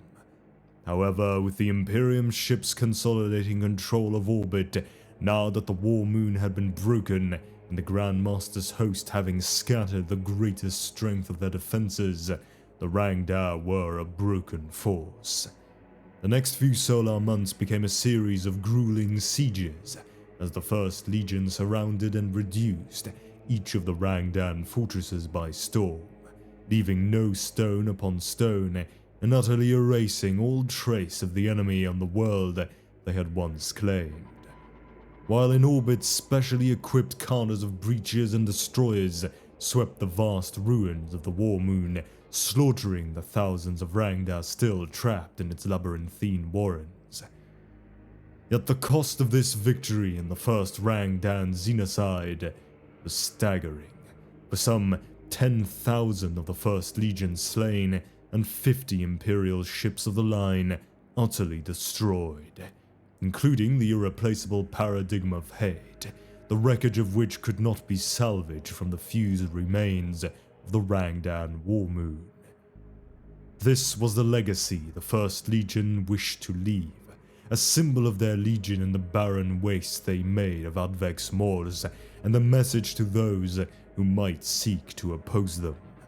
Those that would seek war with the 1st Legion would be met by a foe that would not balk when faced with the highest cost to claim victory, a host that would bring an enemy not only to defeat, but to utter annihilation.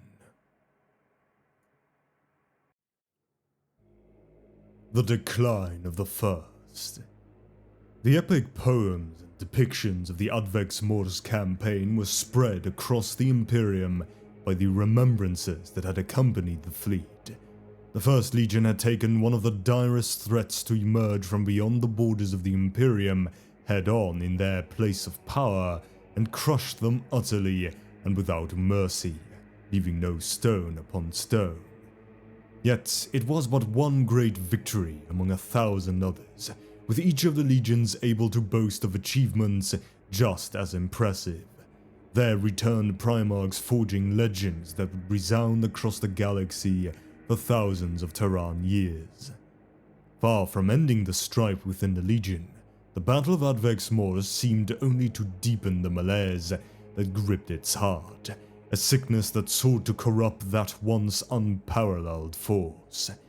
Pride had taken hold of the warriors and masters of the Legion, and only blood would assuage its hunger. In the wake of the campaign at Advex Mors, the newly anointed Grand Master sought other badges of glory for his Legion. A dozen victories were claimed for the first, each more reckless than the last, and yet it was still considered nothing more than what was expected by the Divisio Militaris on distant Terra. Driven on by a hunger for glory that grew with each and every campaign honor, the Grand Master and his warriors arrived at the non-compliant stronghold of Carcassonne, a fortress world that had resisted Robert Guilliman and the storied ranks of his elite for almost a solar month. The patient warlord of the Ultramarines had set his strategies, intending to besiege the fortress in detail and save his legion the unwarranted casualties a foolhardy frontal assault would bring.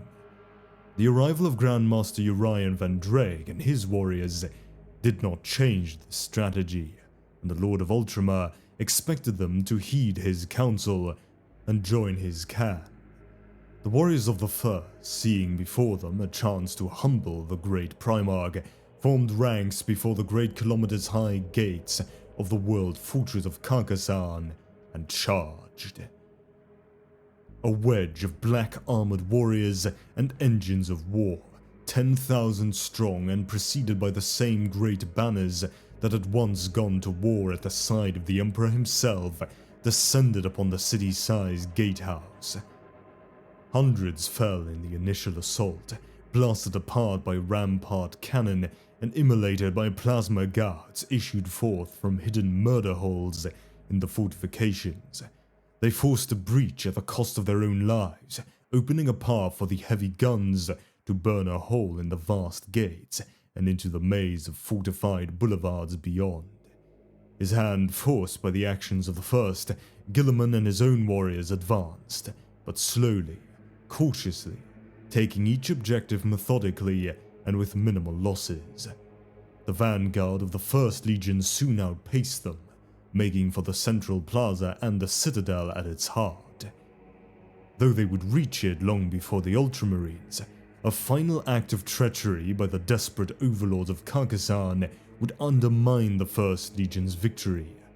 A hidden atomic mine detonated under the keep's tower and killed the second Grand Master of the First Legion as he stood upon the threshold of triumph, burying both Vendrake and his lifeguard Kada from the host of death. Though their losses had been grievous, both in number and in significance, victory had been seized in the Legion's bloodied grasp, its savor all the more sweet for the price paid to earn it. Yet the Lord of Ultramar, his blue-clad warriors last to the battle and last to the victory, offered them no words of congratulations. The Primarch did not acknowledge the skills or the fortitude of the First Legion, gave no salute to their bravery or their fallen. Instead, he offered only these words to the battered ranks of the victorious First as they stood about the bodies of their fallen champions. Vainglory is a poor strategist, for he renders triumph a bitter trophy and an empty prize. Today, you have proven the strength of your legion, but not its wisdom. Along a knife's edge. It would be in death that Grandmaster Urian Van Drake would finally achieve his aim, for it was the first stirrings of hate that would unite his legion, an animosity that was born with his death and festered in the ignominious victory of Carcassonne. That world was abandoned by the First Legion and left to the warriors of Ultramar, its battle honor excised from Legion records and marked on banners only by an empty laurel. The only thing that the Angels of Death would take with them from Carcassonne was a subtle taint, a lingering sense of ignominy that soured their conquests and achievements and drove them to even greater feats to prove their valor. For despite the deeds of their past and the victory at Carcassonne, the Ultramarines saw them simply as equals, brothers rather than mentors. To the First Legion, whom the Emperor had created first and kept close at his side, this seemed more of an insult than the harsh words of Robert Guilliman. Once more the Council of Masters took the reins of the First Legion, that most potent weapon of war, and split it across the stars to seek vindication in the most deadly contests of arms they could find, each eager to prove the worth of their legion and their host. They gave battle without remorse, and grasped at triumphs without regard for the cost attached to their trophies. The 9th and 14th chapters of the Legion took the coral citadels of Maelnock from the Fraal in a single night of brutal close-quarter slaughter, at a cost of 1/10 of their own strength, in order to outpace the onslaught of the lunar wolves elsewhere in the cluster. Upon the rust deserts of Vorsingan, a force of 1,000 initiates of the Host of Iron, gathered from 11 companies and crewing over 400 engines of war, took the field against a throng of brutish orcoid hulks over 3 times their number, running ahead of the main assault force to claim victory for themselves at a fearful price. Yet, for each victory, each battle honor claimed by the blood of its warriors, the First Legion came no closer to regaining the glory of its inception. All across the galaxy, the Legiones Astartes had each become a unique weapon of war, having taken the doctrines of the Principia Bellicosa developed from the trials of the First Legion's campaigns and surpassed them, adapting them to their own needs. In the realm of Ultramar, the grand kingdom of the Ultramarines, forged by the hand of Guilliman, the Primarch of the 13th Legion, had gone so far as to pen a new treatise of war to improve upon the scheme by which the legions had organized themselves since they had left Terra. The golden age of the First Legion, those halcyon days when it had stood as sole guardian of the fledgling Imperium, had all but ended. The nature of those hidden battles meant that they would live on only in the memories of the oldest warriors of the Legion, and in the secret histories of the Imperial archives, a bitter price to pay for the first of all the Emperor's legions that their own honor would ever hold their greatest achievements captive. Pride, which had sustained the Legion through all of the horrors of its past, all of its solitary crusade, valiant last stands, would not allow them to accept a lesser place in the Imperium's order of battle.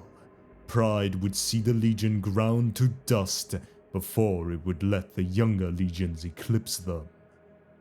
As the Great Crusade drew to its midpoint, the turning of the tide in the Emperor's war to conquer the galaxy, the First Legion stood at a precipice of their own. The years since the death of Grand Master Urian Vendraig had seen them reduced in number, but not in spirit. Where the other legions had prospered and grown stronger, the Angels of Death had seen their power squandered in suicidal assaults and campaigns grueling beyond the ken of mortal soldiers. Those wars had cost them warriors and war engines, more perhaps than was wise, but had honed the fighting skills of its warriors to a keen but brittle edge. To their allies they were grim death seekers, ever searching for the mightiest foes against which to match their skills and never retreating from battle, even in the face of annihilation. Its leadership divided among the Council of Masters, and its warriors taken by a fever of battle lust, the Legion was spread across the galaxy and engaged in wars beyond count, each chapter, host, and order seeking to regain what had been lost.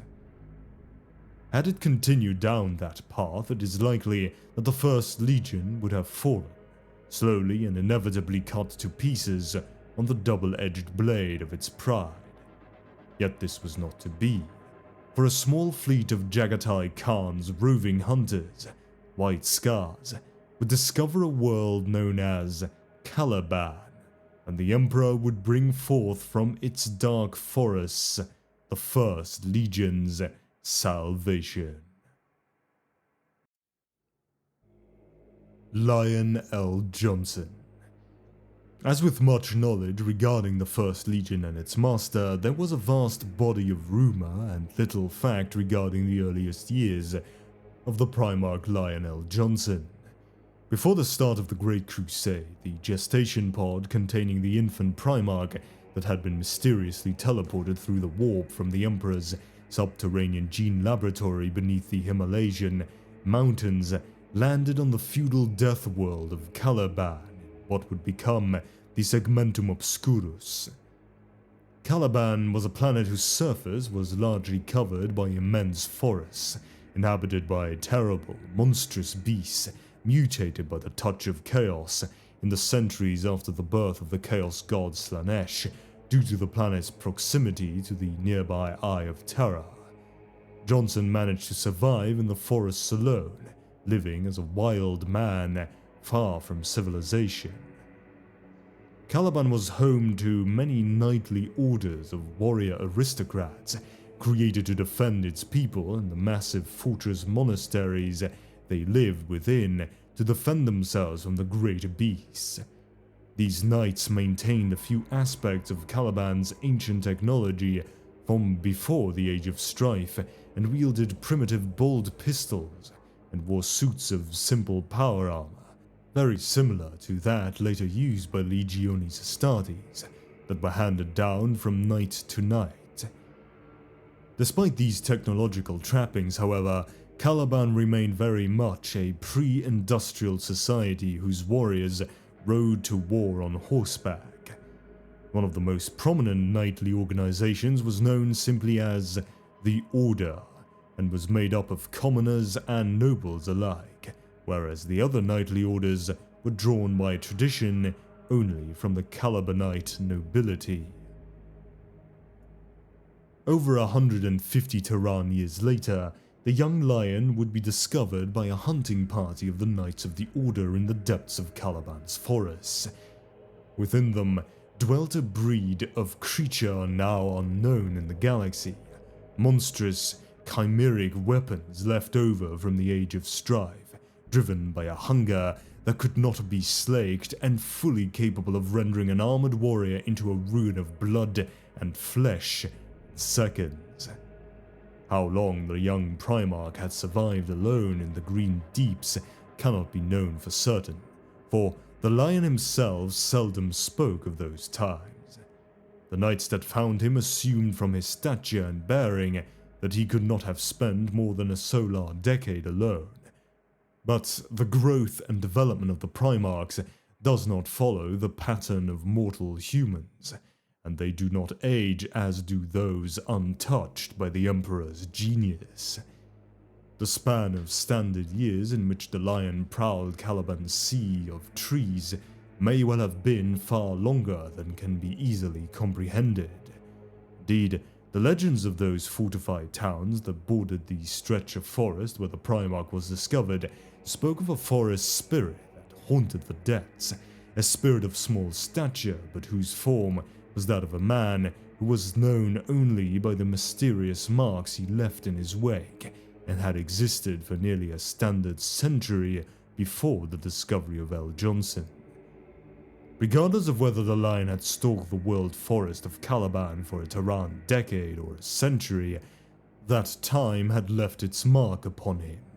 The lightless depths beneath the forest canopy teem with horrors, rapacious killers that often emerged from the deeps to hunt among the towns and villages of Caliban's slowly dwindling human population. There, amongst the most foul monstrosities imaginable, the lion spent his childhood.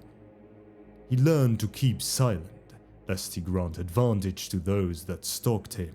He learned to fight only when he could win, lest he be wounded too gravely to survive. and he learned that once battle was joined, it could end only in death, that the strong would survive and the weak would fall.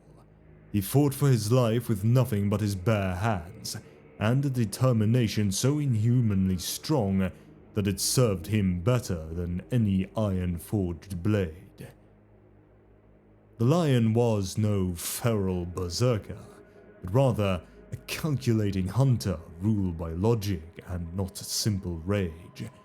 When he was discovered at last by the Knights of Caliban, he was judged so dangerous that it might be best to have him slain, treated as one of the great beasts of the forest, so akin to them was he. It was the judgment of one man that would see him brought into the realm of mankind and away from that of beasts, and the man was named Luther. As a champion among the warriors that had defended Caliban through the long years of Old Night, Luther named his new charge Lionel Johnson, which meant the lion, son of the forest, in the Calibanite dialect of Low Gothic, and raised him as a knight of the order.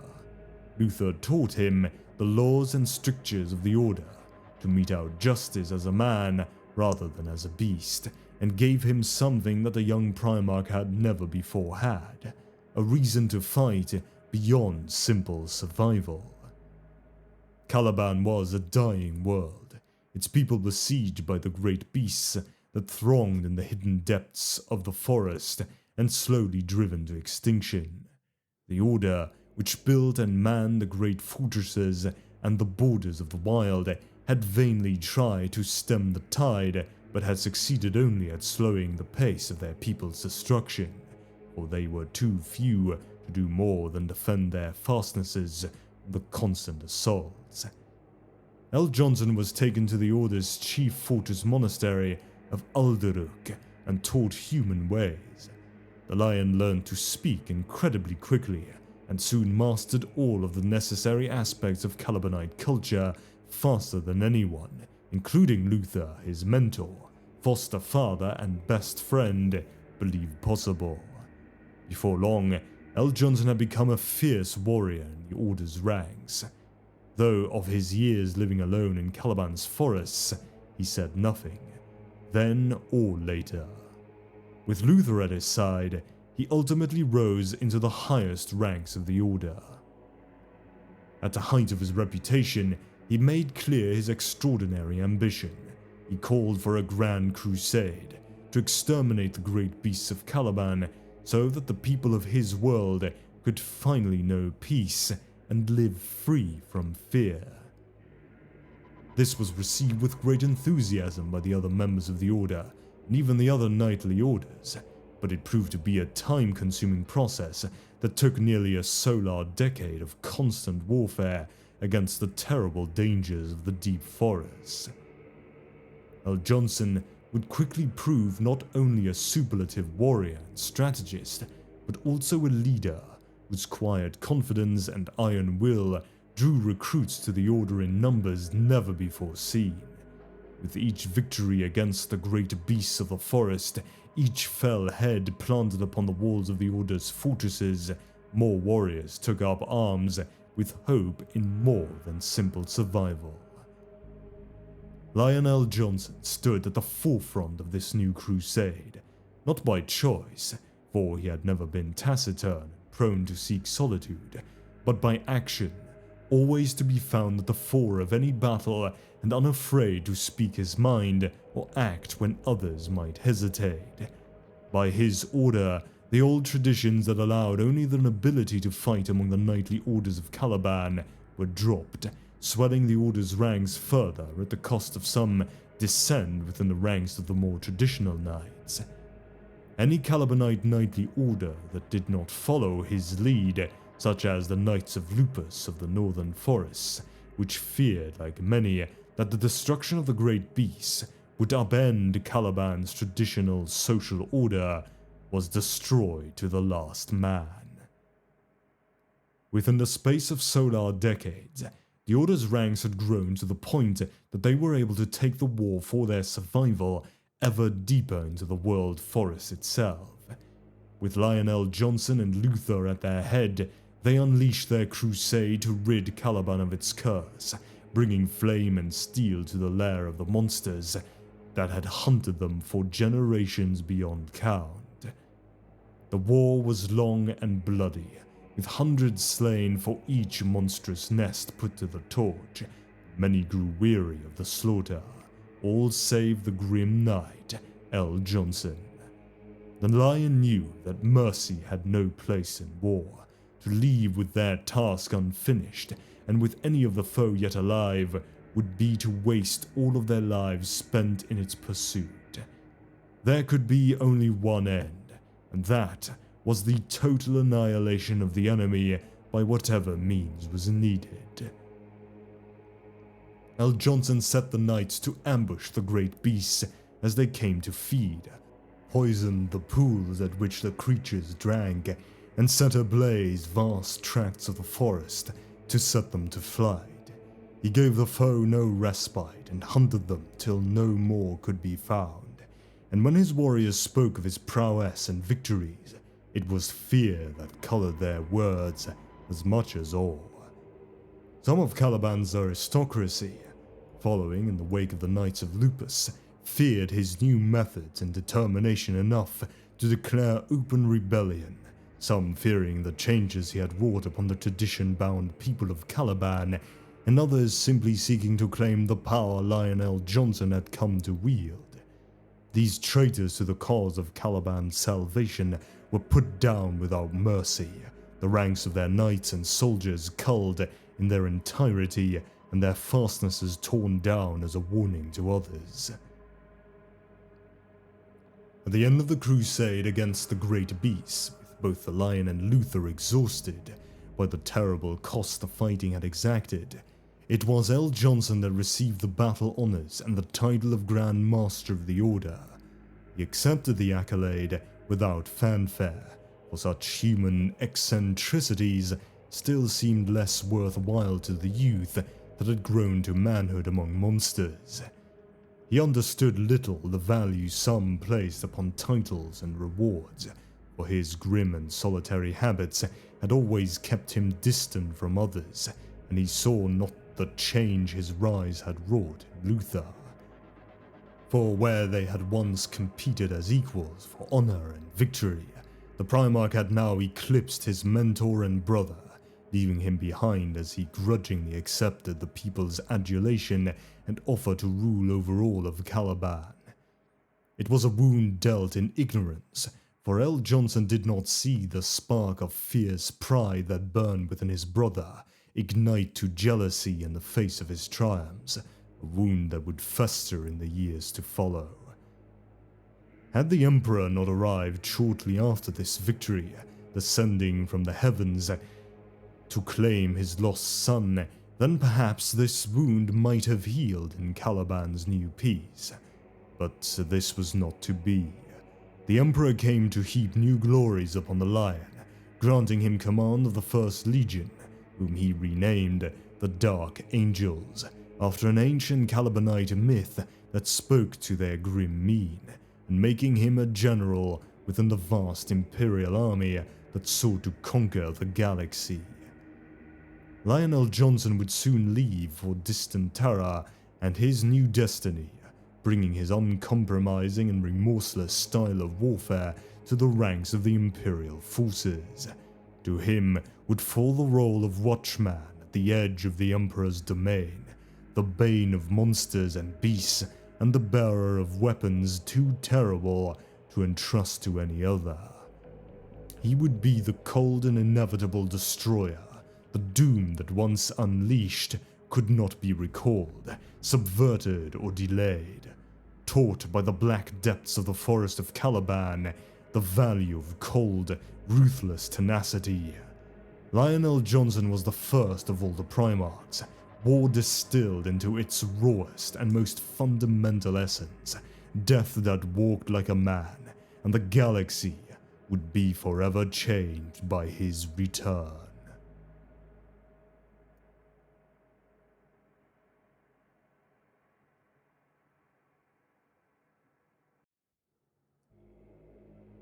The Coming of the Emperor. And the angels of darkness descended on pinions of fire and light, the great and terrible Dark Angels. From an ancient Calibanite fable. Shortly after the success of the campaign against the Great Beasts in 846 M30, the Emperor of Mankind and a small band of his Legiones Astartes scouts, drawn from the First Legion, arrived on Caliban after they detected the psychic emanations of one of the Primarchs. From the moment the Emperor first landed, L. Johnson felt the deep connection between himself and the Master of Mankind, and swore his fealty. In return, the Emperor made him the commander of the First Legion of Space Marines that had been created from his genome.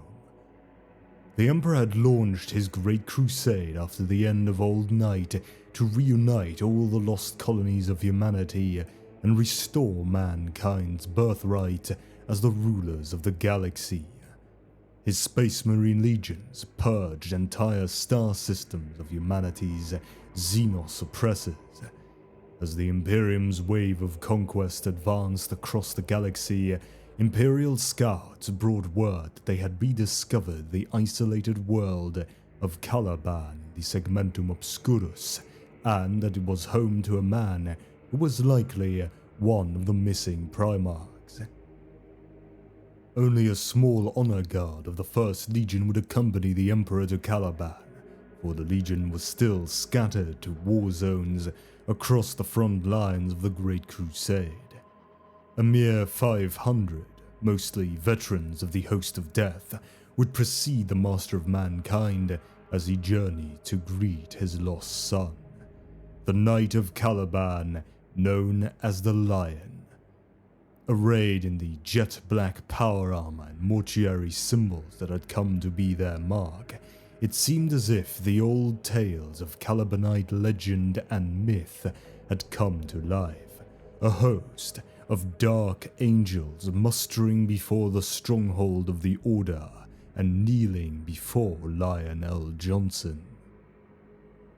In that initial, fateful encounter, the Legion would earn a new title from the first of the Primarchs, for he saw fit to test the mettle of his new followers by personally dueling the captain of the company. The Lion stood against the cataphracti armored warrior and matched his Calibanite steel to the power-field-wreathed blade of his opponent and left him wounded in the dust. The Lion took their measure, and they his, and both learned the respect for the other.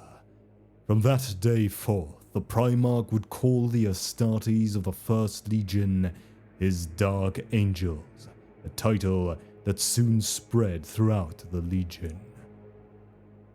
Within a short span of time, the Emperor arrived at the Order's Fortress Monastery to reclaim his lost Gene son in person and induct Caliban formally into the Imperium of Man, its vast forests to be cleared for industry and the first tithes of recruits claimed from among its population to replenish the depleted ranks of the First Legion.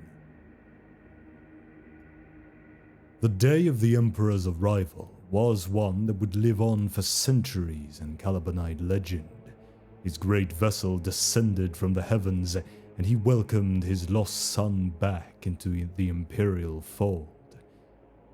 The event was slightly marred by an attempt against the Emperor's life, made by certain conservative knights of the Order who feared the changes that would be wrought to their world by the Imperium and its advanced science and culture. But these malcontents were swiftly and mercilessly executed as traitors by the Astartes. The First Legion's governing council of masters on distant Grammari would soon hear of Lionel Johnson, the man who was their Primarch, and once more they were riven by dissension. Though none would doubt the word of the Emperor that this Knight of Caliban was their true lord, they were split by shame and pride. Some were stricken by remorse at the state of the legion their Primarch would inherit, while others wished to set forth and bring a suitable victory as a trophy to set at the feet of their new master. All across the galaxy, the dispersed units of the First Legion reacted much the same, some detachments redoubling their efforts and throwing themselves into combat with renewed zeal to bring honor to the Legion, while others sought to extricate themselves from their campaigns so they might travel to Caliban and ask forgiveness of their returned Primarch. The Lion himself was brought to Terra by the Emperor, that he might learn of the war the Master of Mankind wished him to prosecute, and of the role he would play for the Imperium in the years to come. Soon, the Space Marines of the First Legion who had accompanied the Emperor to Caliban were putting potential Astartes aspirants from the Order and the other knightly organizations through myriad martial trials and competitions to gauge their level of martial prowess and character. Only the strongest, most dedicated, were allowed to pass to the next stage. Many within the Order whispered that they were competing for a place within the ranks of the Astartes, but these trials also served the secondary purpose of determining if the human strain on Caliban was genetically pure enough to warrant its status as a world that the First Legion could recruit from in the coming years. While the Calibanite knightly orders reveled in their differences and often resorted to combat to settle their feuds, the Space Marine legions were united in purpose and will. Such division could not be tolerated, and at the behest of the Lion and the Dark Angels, the individual knightly orders were disbanded and brought under the control of the First Legion. Such a drastic move did not happen overnight, and could not pass without dissenting voices, but when the Lion spoke in favor of the Union of Knights and the glory that would be theirs for the taking in the service of the Emperor, most such voices were stilled. Most, but not all. More objections were raised when the soldiers of the Imperial army descended to the surface of Caliban. The First Legion's aspirant trials had already identified the likely candidates for recruitment into that august body, but the vast majority of the planet's population would still be able to serve the Emperor as troops of the Imperial army. Within an unimaginably short period of time, the surface of Caliban was transformed from a world of sprawling wilderness and castles to one of martial industry that rang to the beat of factory hammers and the tramp of booted feet as its populace girded itself for interstellar war. The Emperor's servants had ascended to Caliban with enormous earth-moving machines that cleared dozens of kilometers of forest a solar day and left flat, lifeless soil in their wake, ready to be planted or built upon. Mines, refineries, and manufactoria followed, ready to transform the planet's abundant resources into vital war material for the Emperor's crusade. Cities were built to supply the sprawling industrial sites, growing upwards and outwards with each passing Terran year as the traditional villages and towns surrounding the fortress monasteries were emptied and their citizens relocated to better serve the Imperium. Finally, the day arrived when those individuals whose courage had been proven beyond doubt, whose stamina, endurance, and strength had seen them through the Astartes trials, were ready to be added to the ranks of the First Legion. Word had come from Luther that the Astartes had made their final selection for advanced training and the gene enhancement required to join their ranks. Through the application of Imperial science and the marvels of the gene seed, these aspirants were transformed over the next several standard years into battle brothers of the First Legion, the newly named Dark Angels.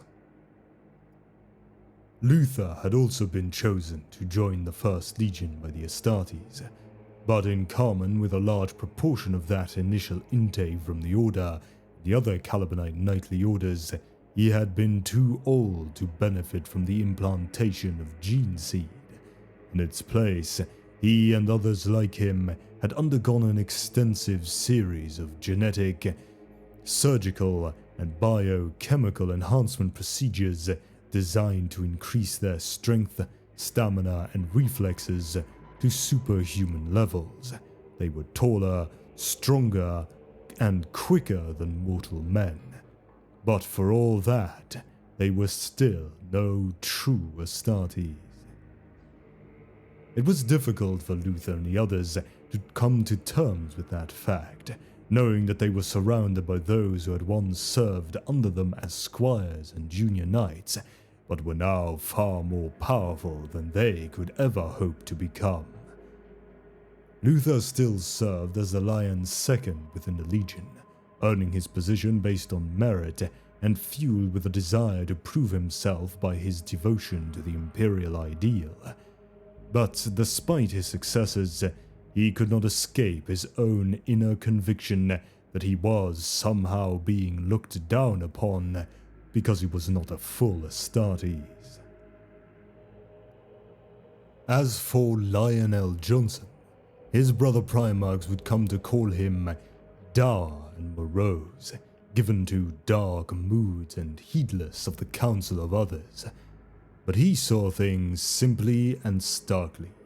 He learned on Terra that the war he had fought in Caliban's monster-haunted forests had not been ended, but only begun, for the galaxy teemed with monsters to be slain. He dedicated himself to one task: killing. He had no time for Sanguinius's chivalric ideals, for Mortarian's arbitrary hatreds, or Fulgrim's obsession with beauty. Such passion only obfuscated the true goal, that the enemies of mankind should be destroyed. As the first of all the Primarchs created by the Emperor, he was both more and less than his brothers, a primal force of destruction whose single-minded focus brought him more inhuman than even Magnus the Red. The Lion could stand against any of his kin, match blades with Fulgrim, and stalemate the strategies of Robert Guilliman, and though some might exceed him in the details of some tasks, there were none that were his equal in the grander scope of battle, none whose will could match the bloody-minded determination of the Lion.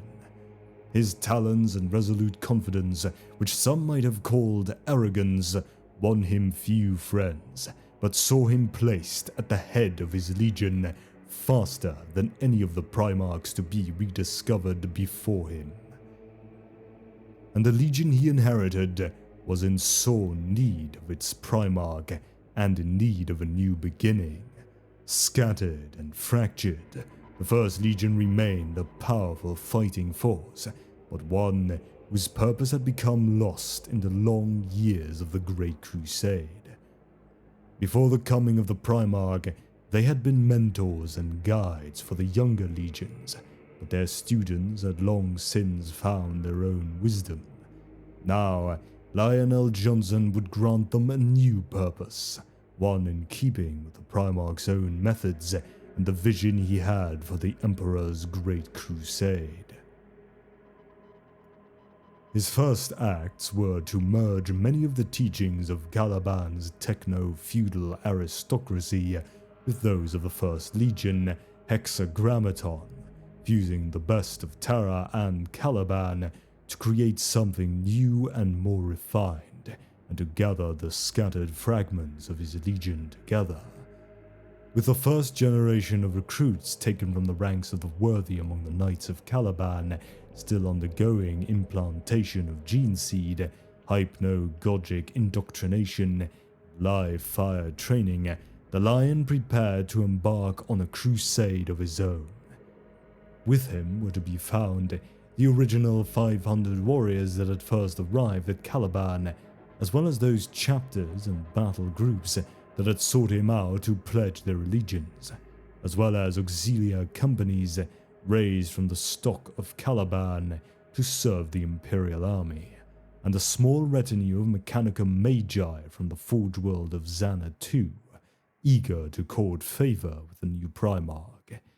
In full, they numbered 20,000 warriors, perhaps a third of the Legion, each marked by the new beginning they were pledged to, adorned with the winged sword of Lionel Johnson's Dark Angels instead of the grim marks of an age now ended. The Lion led this host forth, seeking out those companies of his gene sons that had not yet found their way to his side, to find those scattered warriors amid the chaos of the Great Crusade, a war waged across a galaxy by 10 billion warriors under arms, was no small feat, and made possible only by the genius of the Lion himself and the arts of the tech adepts of Xana, who quickly passed the databanks of the Divisio Militaris to discern in which campaigns the First Legion bled and died. For any other legion, the arrival of their newly rediscovered Primarch might have been the cause for raucous celebration or ostentatious parades, but not so for the grim First.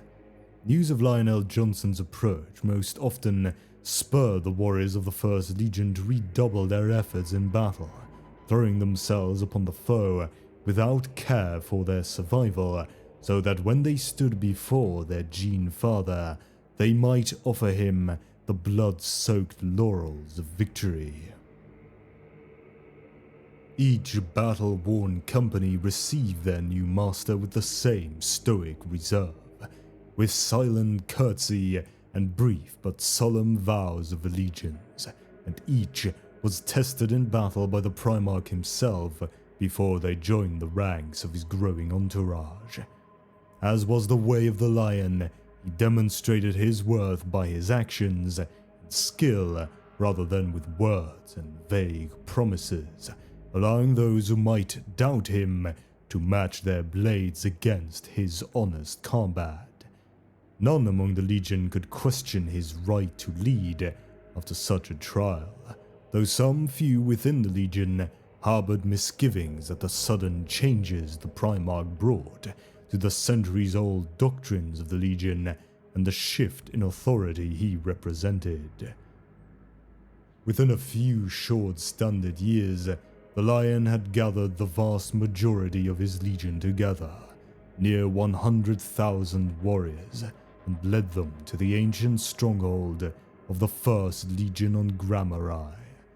There, the gathered council of masters and preceptors conclave awaited him, amid the many glories of the First Legion's long and glorious history and the amassed wisdom distilled from its battles. Here, surrounded by the dusty trophies of the past, Lionel Johnson made his Legion whole once again. He faced the ceremonial champion of the Council of Masters in the Ring of Honor, battling Pyrrhus Caligat, the master of the Host of Fire, in an hour-long duel that has since become legend. This final trial ended, the Primarch accepted the titles of Grand Master of the First Legion, the 6 Wings of the Hexagrammaton, and High Preceptor of the Orders Militant of the First Legion, the first warrior to consolidate the leadership of the entire Legion under one banner. To the gathered warriors of the Dark Angels, whose oaths had now been sworn in blood and sacrifice, the new Primarch swore an oath of his own, an oath to seal the pact between them. This oath is recorded in the books of the Council of Masters. We are the Angels of Darkness, For us there is no peace, no end, but war and death. We shall not walk in the golden halls of mankind's future, but stand resolute in the shadows beyond. While we yet draw breath, this Imperium will not fall, and we will not know defeat. For I pledge every warrior, every drop of blood in the Legion, in the name of victory, no matter the cost.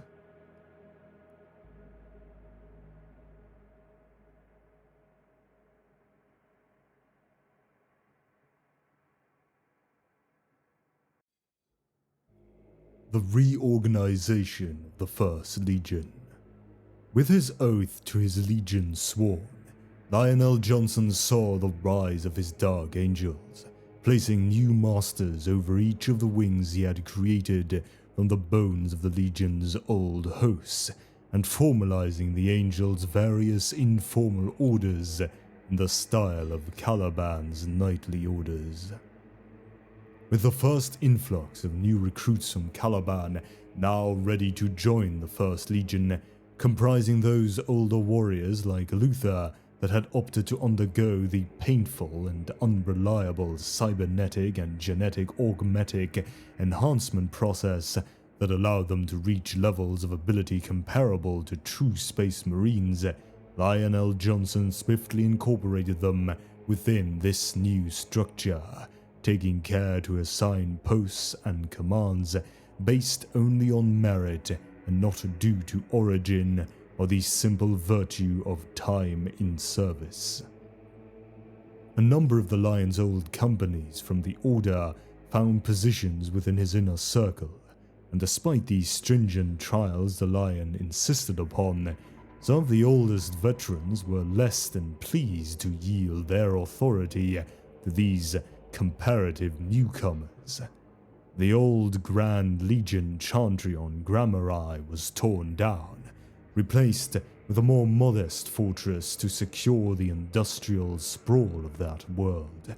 For though the Legion would maintain a great fortress monastery on Caliban, its true heart and seat of power would be the sanctum of its Primarch aboard his flagship, the ancient Gloriana-class battleship Invincible Reason. For many, this reinvigoration of the Legion served to dispel the malaise that had long lain over the First, discarding the vainglory that had sapped the worth from victory and embracing the purity of the Primarch's vision. Though, for a silent minority of veterans, the sudden and jarring dissolution of old traditions and the introduction of new Calibanite blood left a lingering sense of doubt.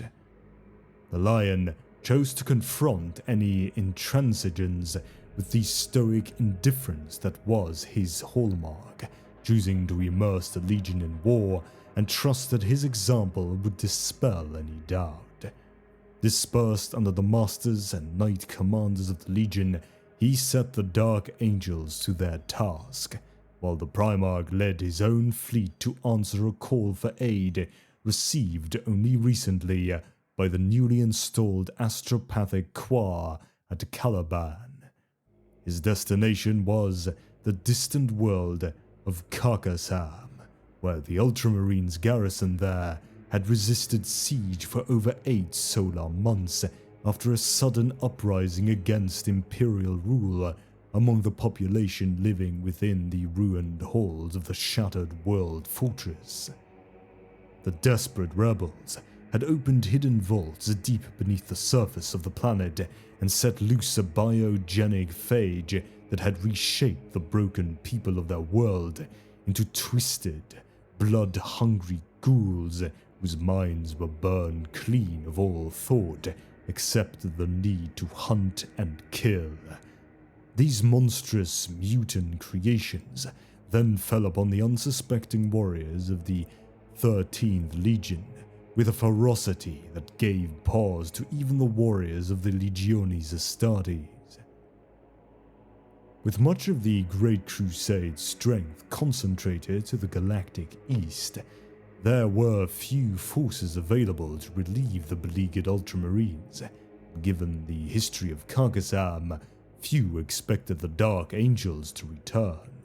So, when the Invincible Reason broke through the Imperium and entered real space, its drop bays already open and primed for launch, Praetor Arteon of the 13th, the commander of the all but overrun Astartes garrison, lost for a moment the famous stoic reserve of the Ultramarines and cried out for joy at the sight. The Lion himself was at the forefront of the relief force, cutting a path through the teeming hordes of flesh ghouls that threatened to overrun the Ultramarines.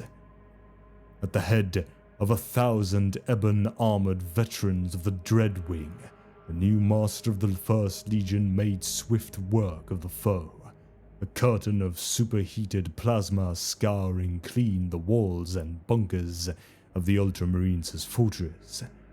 At his heels came the full force of the fleet, 10,000 transhuman warriors of the Dark Angels.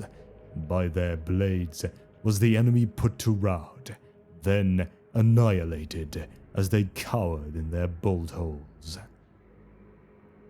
When the Ultramarines sallied forth from their fortifications to meet them among the sea of corpses and ash, they did so with some trepidation, perhaps expecting some measure of retribution for the last meeting between their legions at Carcassonne, or a demand to cede the world to the First Legion in return for their aid. Yet the Lion had no interest in old grudges or the tawdry business of accolades and honors, and with the killing complete, he left without fanfare, leaving behind only an empty banner to mark the Dark Angel's debt to the Ultramarines paid. That this was among his first battles was no accident, but a statement of his intent. He was not to play at politics, not to build empires nor monuments. He was pledged to war and death, to kill the enemies of the Emperor and nothing else. And so it was, this doctrine in mind, that Lionel Johnson and his Dark Angels took up their duties in the latter days of the Great Crusade.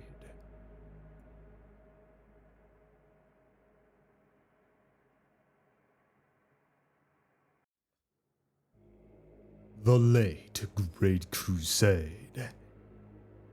There is a tide in the affairs of men, which taken at a flood, leads on to fortune. Omitted, all the voyage of their life is bound in shallows and in miseries. On such a full sea are we now afloat, and we must take the current when it serves, or lose our ventures. Attributed to the Emperor of Mankind, to the 6 hosts at their embarkation upon the expeditionary fleets during the outset of the Great Crusade in circa 798 M30.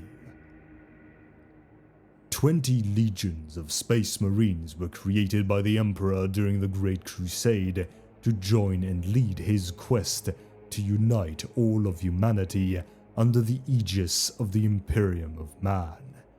The nascent proto-legion known as the Primus, or First Legion, later renamed after a series of cognomens including the First, the Angels of Death, and the Uncrowned Princes, as the Angelis Tenebraium, or Dark Angels, was the very first of those original first founding legions to be created at the beginning of the Great Crusade. The First Legion was raised first to active service in a staged process of testing and trials before the full active force was created through mass recruitment. Each stage of creation resulted in an expansion of the gene seed implantation on progressively larger groups of neophytes. During the unification wars on Terra, they were the first of the Space Marine legions to be created, and were therefore originally under the command of the Emperor himself. Once the Emperor discovered Lionel Johnson on Caliban, however, the Primarch took command of the Dark Angels Legion that had been created from his genetic stock, and he was granted command of the 4th Expeditionary Fleet of the Great Crusade. The Compliance of Molech. One of Lionel Johnson's earliest campaigns as commander of the newly dubbed Dark Angels Legion was the Imperial compliance of the newly discovered night world of Molech.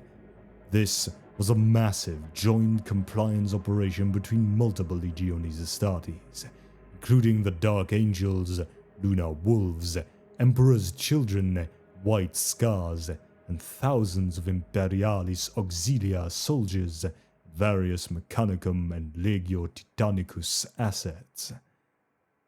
Cyprian Devine of House Devine was named planetary governor of Molech. In the presence of several of his Primarch sons, the Emperor led them to a warp gate hidden underground, where he proceeded to utilize it to enter into the realm of chaos to parley with the ruinous powers.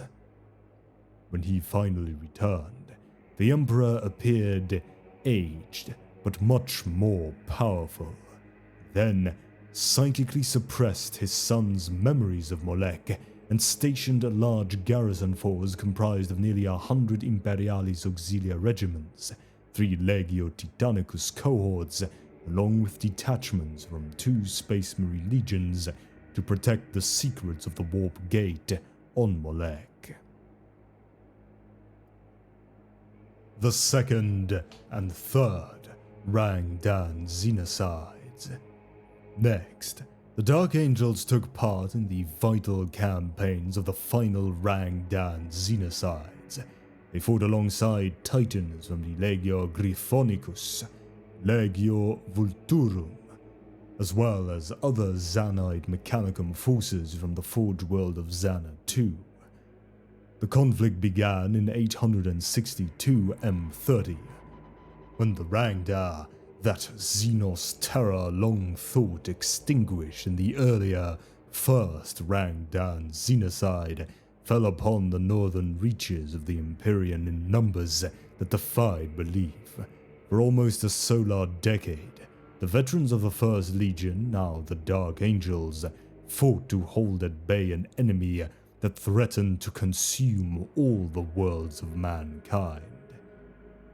The Lion wrought his own legend in those dark times, a grim figure of death and vengeance that descended upon the Rangda in a cold fury. In the first dire standard years of the conflict, when the Imperium seemed lost in a tide of Xenos fiends and their slaves, the Lion stood tall amid the carnage.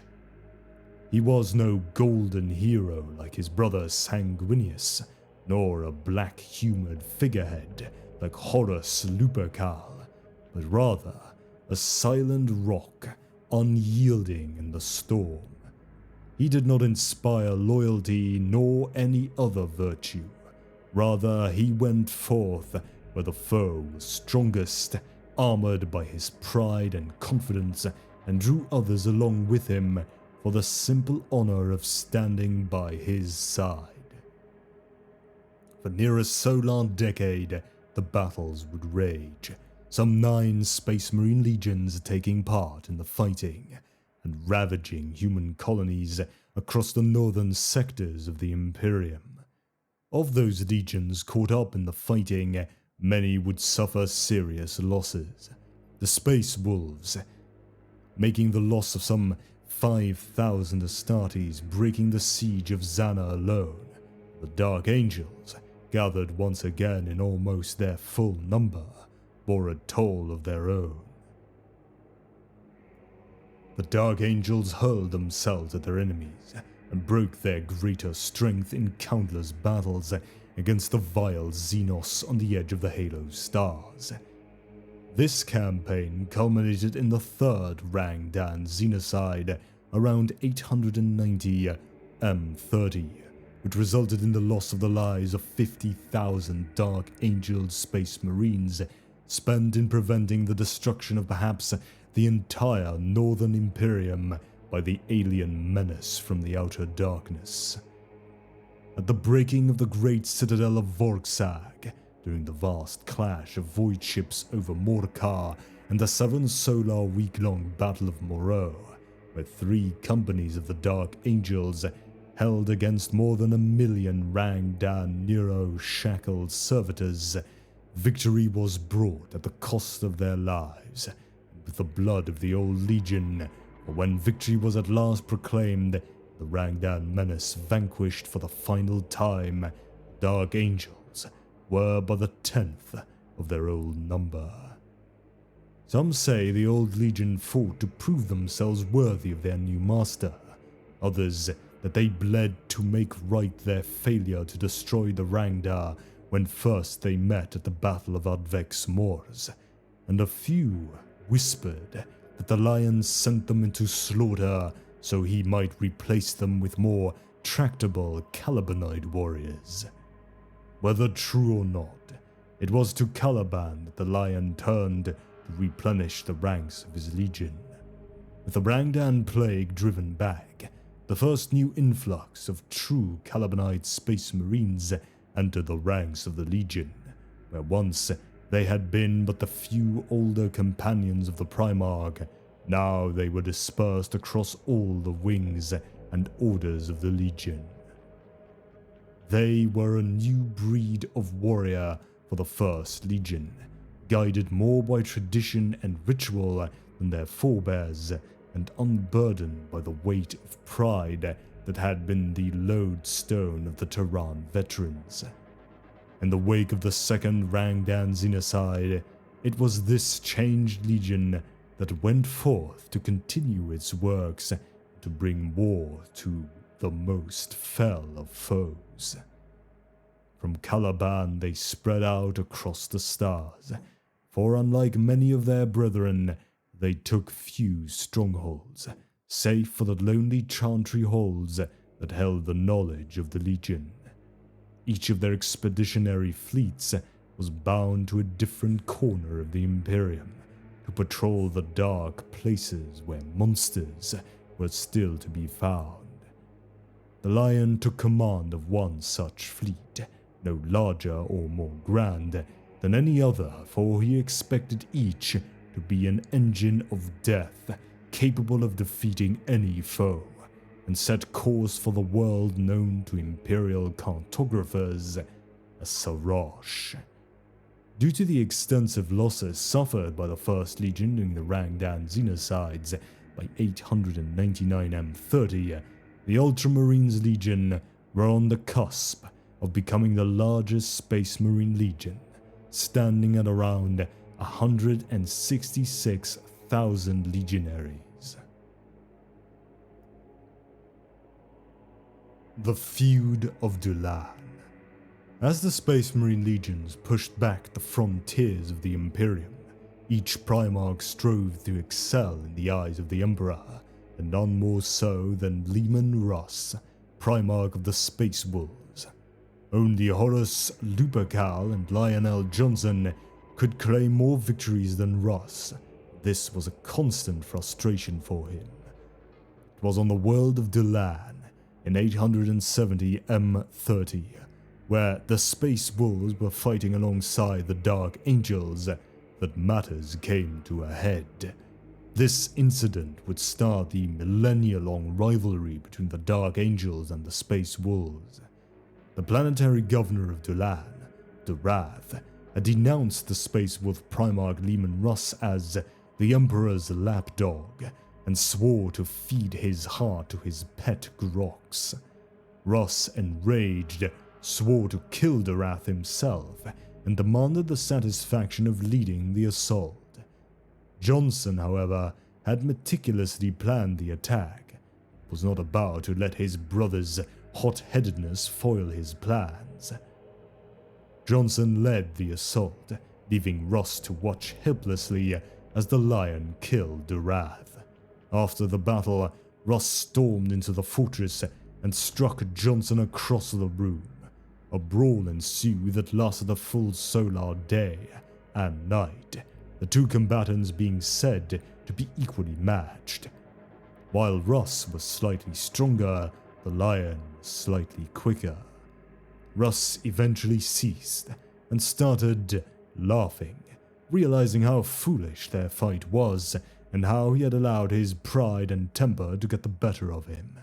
Johnson, however, still angry at what he considered the treachery of Russ's first punch, knocked the laughing space wolf out cold with one final blow. By the time Russ regained consciousness, the Dark Angels had departed for new fields of battle in the Great Crusade.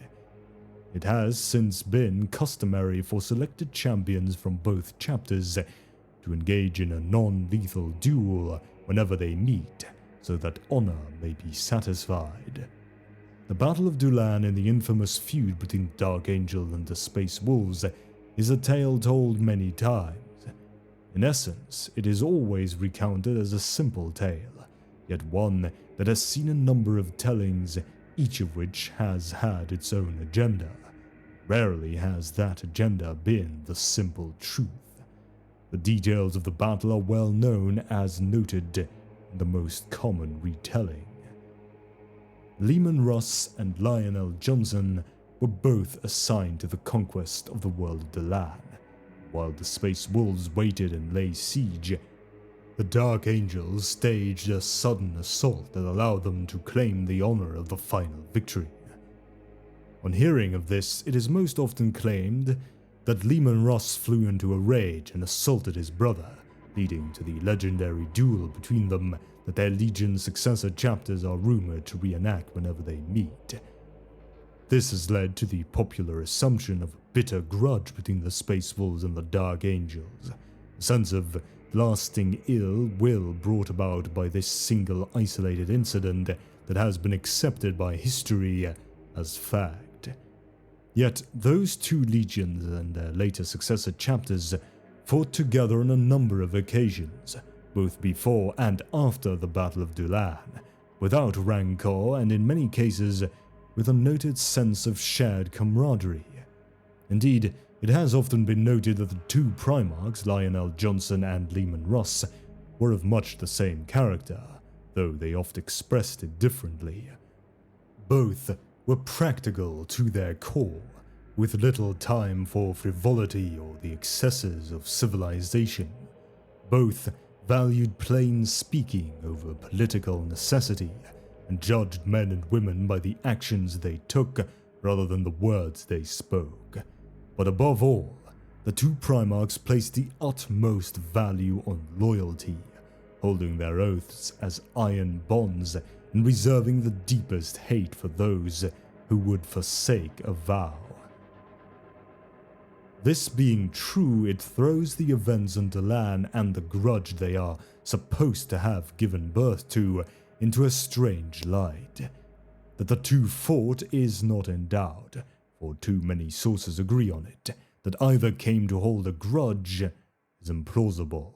If anything, the record of the two Primarchs suggests a deep bond of trust and mutual respect.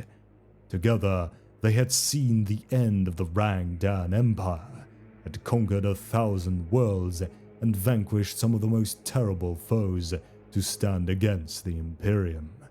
Delan would seem to have represented one of many tests, a test that allowed the two to take a measure of each other, and a test oft repeated when they or their warriors met, but one repeated without the rancor often attributed to it. There exists no greater symbol of the loyalty between the two legions, the Wolves of Fenris and the Knights of Caliban, than in the final days of the rebellion against the Emperor, when Horus himself trembled as the two legions reunited as brothers in arms, ready to test themselves against the forces that lay siege to Terra. The subjugation of Sorosh. The Dark Angel's 4th Expeditionary Fleet under the command of Lionel Johnson took part in the continued compliance of Sorosh, officially codified as Sigma 517, but known to the Dark Angels as 4-3, the third world brought to compliance by the 4th Expeditionary Fleet, which had formerly been commanded by an officer of the White Scars Legion. Lionel Johnson went in answer to call for aid from his brother, Jagatai Khan. Of all the Primarchs, the Khan stood closest to the Lion, for despite their differences, each appreciated the honest and forthright nature of the other, and so the Lion was ill-disposed to ignore his call. The Serosi, ruled by a planetary bureaucracy, had recently expressed their interest in becoming part of the Imperium, and the Imperials were eager to allow them in, believing that these people seemed to possess the same secular beliefs as they did in the Imperial truth. But over a standard year had passed, and the Serosi were as yet no closer to attaining compliance, constantly apologizing to the Imperial planetary governor chosen for their world, Harlad First, that their bureaucracy was slowing the process. But the Serosi, without mentioning it to the Imperial expedition, secretly worshipped chaos entities in the warp they called the Melachim, and saw the anti-religious stance of the pre-heresy Imperium's Imperial truth as unsuppressed evil.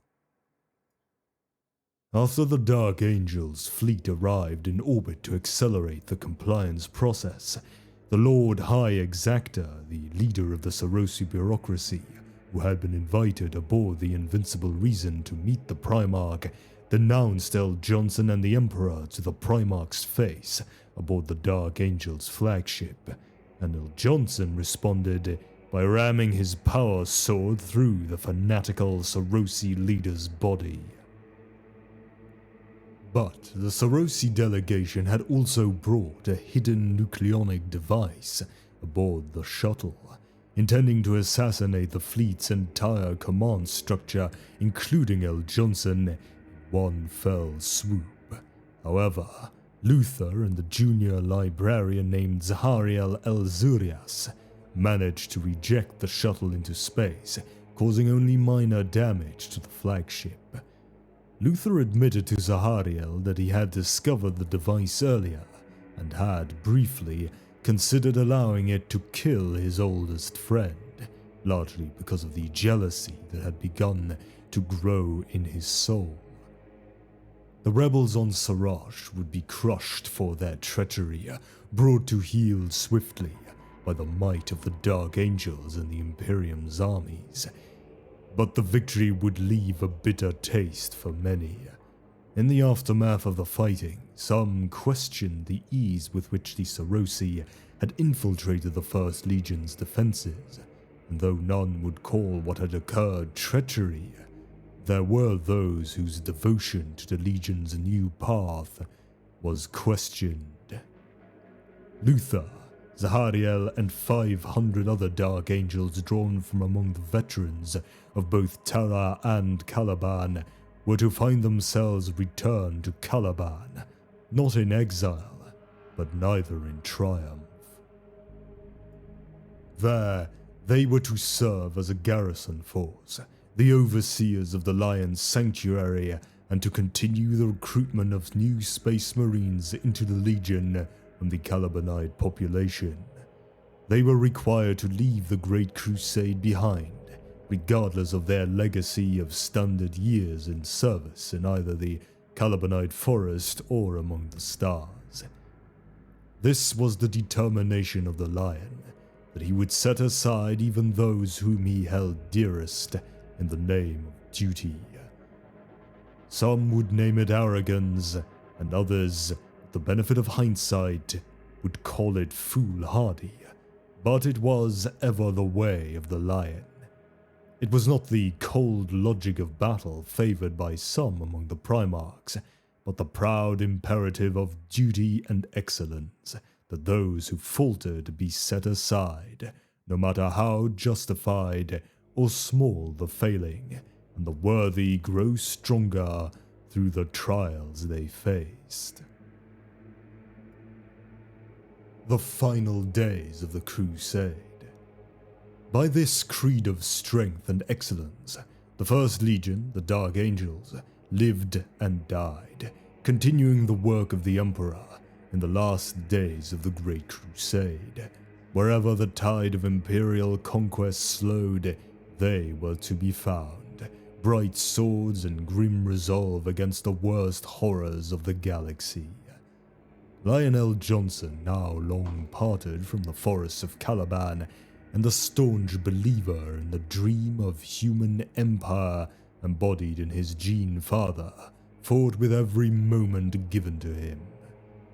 He spent no time on parades, fortress building, or in petty squabbles with his kin, but went stoically from battle to battle.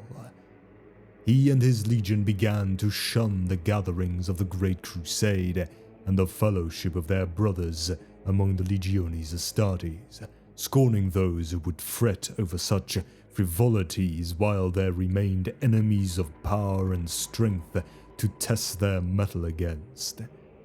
As the years and wars wore on, a distance grew between the Dark Angels and the other legions of the Imperium. Few of the Primarchs cared to take the time to seek out their reclusive brother, as he and his legion continued to whet their blades to a keen edge. They began to forget the deeds he and his warriors had performed, for he rarely spoke of them. All except one. Horus Lupercal, ever watchful, paid much heed to his brother and the actions of his legion. Once he had tried to bind the First Legion to him, only to find the cipher of their ways a shield against his influence, and their pride a foil to his manipulation. His and Lorgar's warrior lodges would find no purchase within the ranks of the Dark Angels, as they were shunned by the preceptors of the Orders Militant and the proctors of the wings of the Hexagrammaton as worthless and beneath them. The Dark Angels were not and never could be Horus's to command. The Dark Angels' master was, as his legion, a rock in which Horus Lupercal could find no crack or chink in which to fix his barbs, no psychological leash by which he could lead him along paths of his own choosing. The Lion was not well liked among the Brotherhood of the Primarchs, but he had the respect of each and every one of his brothers. More than that, he had the trust of his father, the Emperor, and the keys to the hidden and ancient arsenals of Terra. Were the Emperor to choose a single one among his Primarchs to lead, to stand at the head of the Great Crusade, then Lionel Johnson was a choice easily understood, and this troubled the Master of the Lunar Wolves. So, when the conquest of Ullanor Prime loomed before Horus in M30, he was sure to see the Lion and the First Legion diverted to far battlefields, and tendered him no invitation to the great triumph of Ullanor that followed. So it was that when Horus was crowned as the War Master of the Imperium, the Lion was not present, a victory to the covetous mind of the new War Master. And yet, this was one of the few miscalculations made by the shrewd intellect of the War Master. He counted all men of power to think as he did, yet while the Lion and the Wolf of Luna shared many traits, they were not the same. When news of Horus's new rank reached Lionel Johnson, he did not pause in his campaigns, nor did he offer congratulations or lament his own fortune. This, more than the reaction of any of his other brother Primarchs, gave the War Master pause. When Horus's thoughts later turned to rebellion and treachery, After his fall to chaos in the Temple of the Serpent Lodge on Davin, it is likely that it was the Lion he marked as among the greatest of threats to his plans. The Dark Angels were both numerous and skilled in all the arts of war, with access to the armories of Terra and Psi Arcana forbidden to all others. And their Primarch was as inflexible as iron, loyal beyond doubt to the Emperor, and resolute enough to rise up against any threat to his father's grand dream of human unity. As with all of the Primarchs, the War Master did not feel fear as did lesser mortals, but the thought of facing Lionel Johnson in open battle gave him pause, and if he would not be turned to the traitor's cause, then he must be removed. There were 3 Space Marine Legions Horus sought to remove from the path of his heresy before it began. The White Scars he hoped to preserve for his own use, the Blood Angels he hoped to destroy or corrupt, but the Dark Angels he hoped to banish, to send far enough away that by the time they could return, his grim business would be complete. This was not to be, for the Lion would return to the Imperium as the sun returns to the horizon each morning, blinding and implacable, and he would reach for the heart of his fallen brother. Horus had loosed a beast the equal of any that lurked in the world, straddling forests of Caliban or the silent dark between the stars, one that would tear apart the Imperium, if only to grasp a victory of ashes and blood.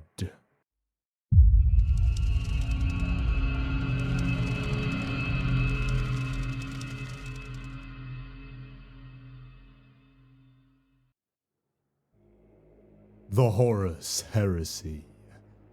Unyielding, technologically capable, ruthless, and insular, the Dark Angels at the time of the Horus Heresy would once again be a powerful and highly independent legion, used to operating on their own to conduct large-scale campaigns and compliance actions.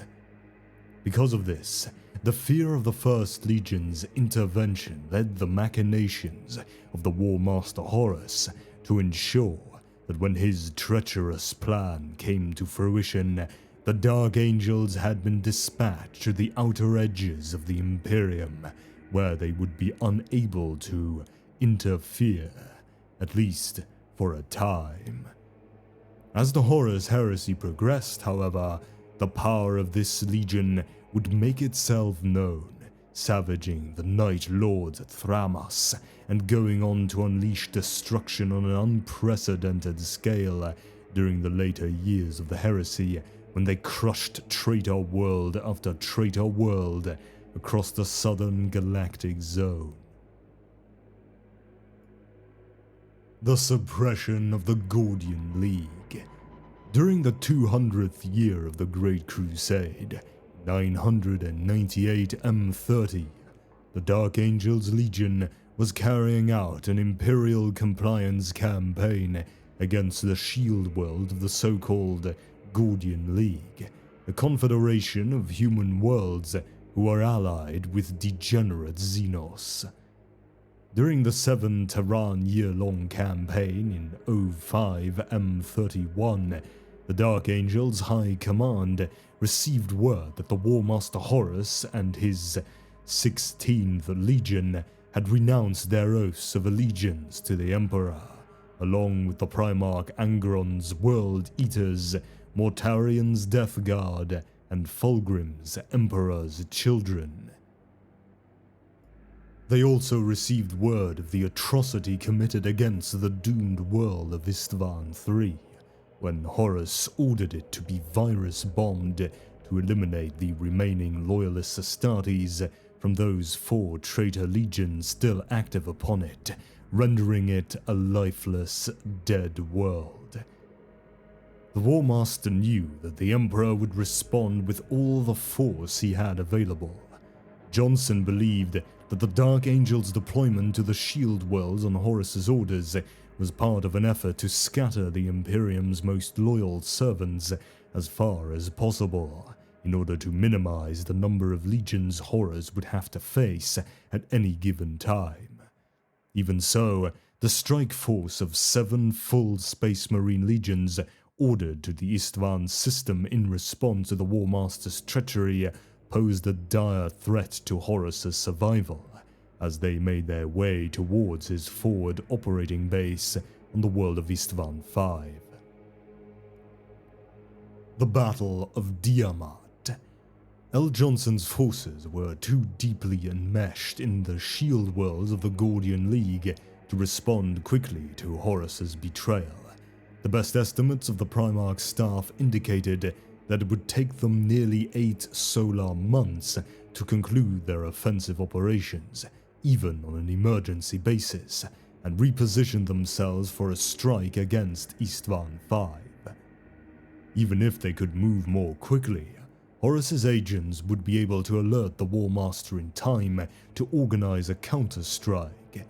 However, Johnson believed that a small, hand-picked force might accomplish what an entire legion could not.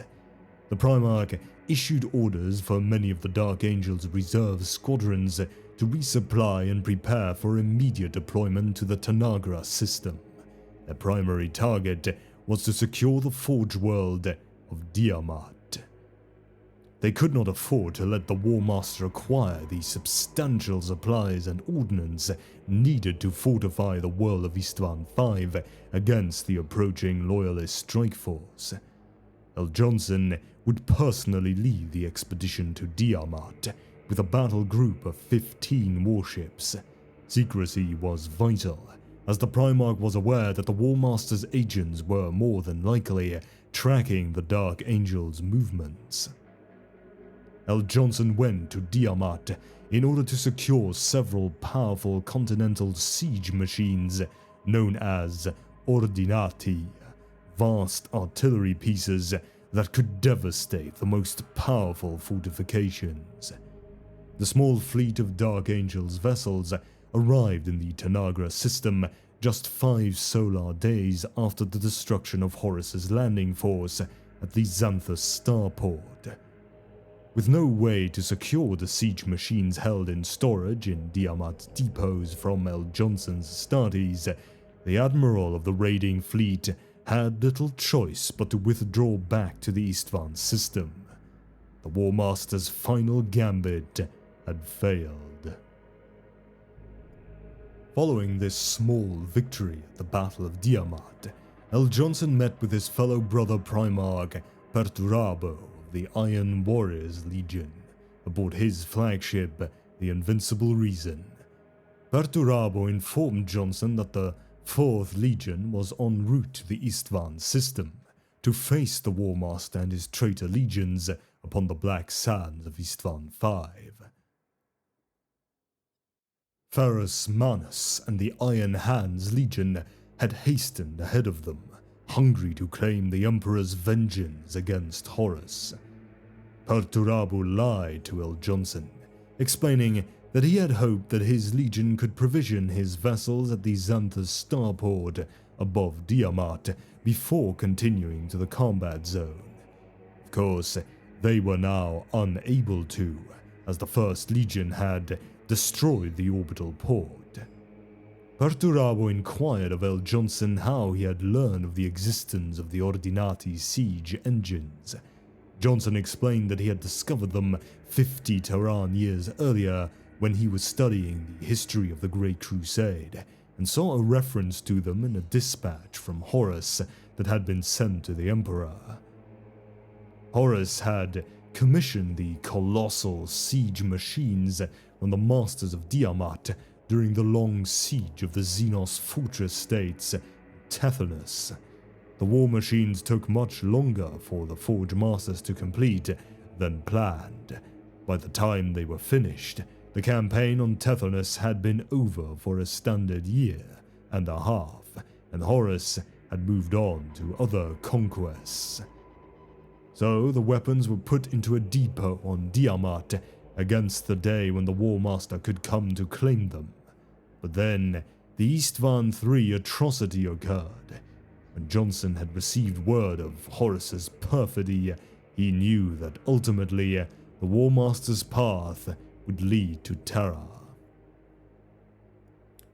Even if he were somehow to prevail against Perturabo and the other legions sent to confront him in the Istvan system, the War Master couldn't claim total victory so long as the Emperor was safe in his palace. For Horus to triumph, the Emperor had to die, and that meant a long and costly siege of Terra. Therefore, the War Master would come to claim the siege engines of Diamat. El Johnson informed his brother that he would be unable to accompany the Loyalist fleet to Diamat, as he had to make all haste to the Shield Worlds, the Gordian League, and prepare the rest of the First Legion for the trip to Terra. In fact, he thought it best if no one outside Perturabo, himself and the other Primarchs, ever knew that the Lion was there. He didn't want the Emperor to believe he did anything at Diamat with an ulterior motive in mind. Perturabo agreed that it was both a prudent choice and a very humble one. El Johnson explained that his actions were done for the good of the Imperium, not for accolades, nor for power. But El Johnson confessed to his brother a certain jealousy. He believed Horus had become the Emperor's favorite son for no other reason than fate. Had he been the first of the Primarchs to be found, El Johnson believed he would have been the War Master instead. The Lion also believed that Horus would inevitably be defeated, and that the Emperor would need to choose a new War Master very quickly if the Great Crusade was to continue. He asked for Perturabo's support. The two Primarchs ultimately reached an understanding. El Johnson granted permission for the Iron Warriors to take possession of the siege engines at their convenience on one condition. El Johnson made his brother promise that the Ordinati would be put to good use.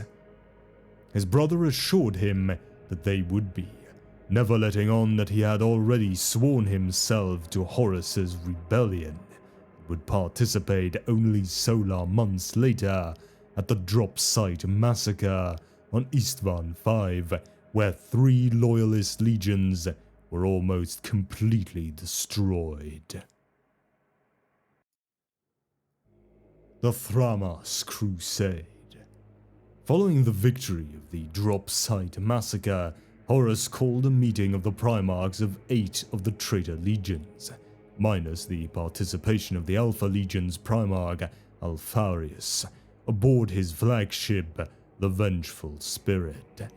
5 of the Primarchs, including 4 who had fought at Istvan V, met in person, including Horus, Fulgrim, Angren, Mortarion, and Lorgar.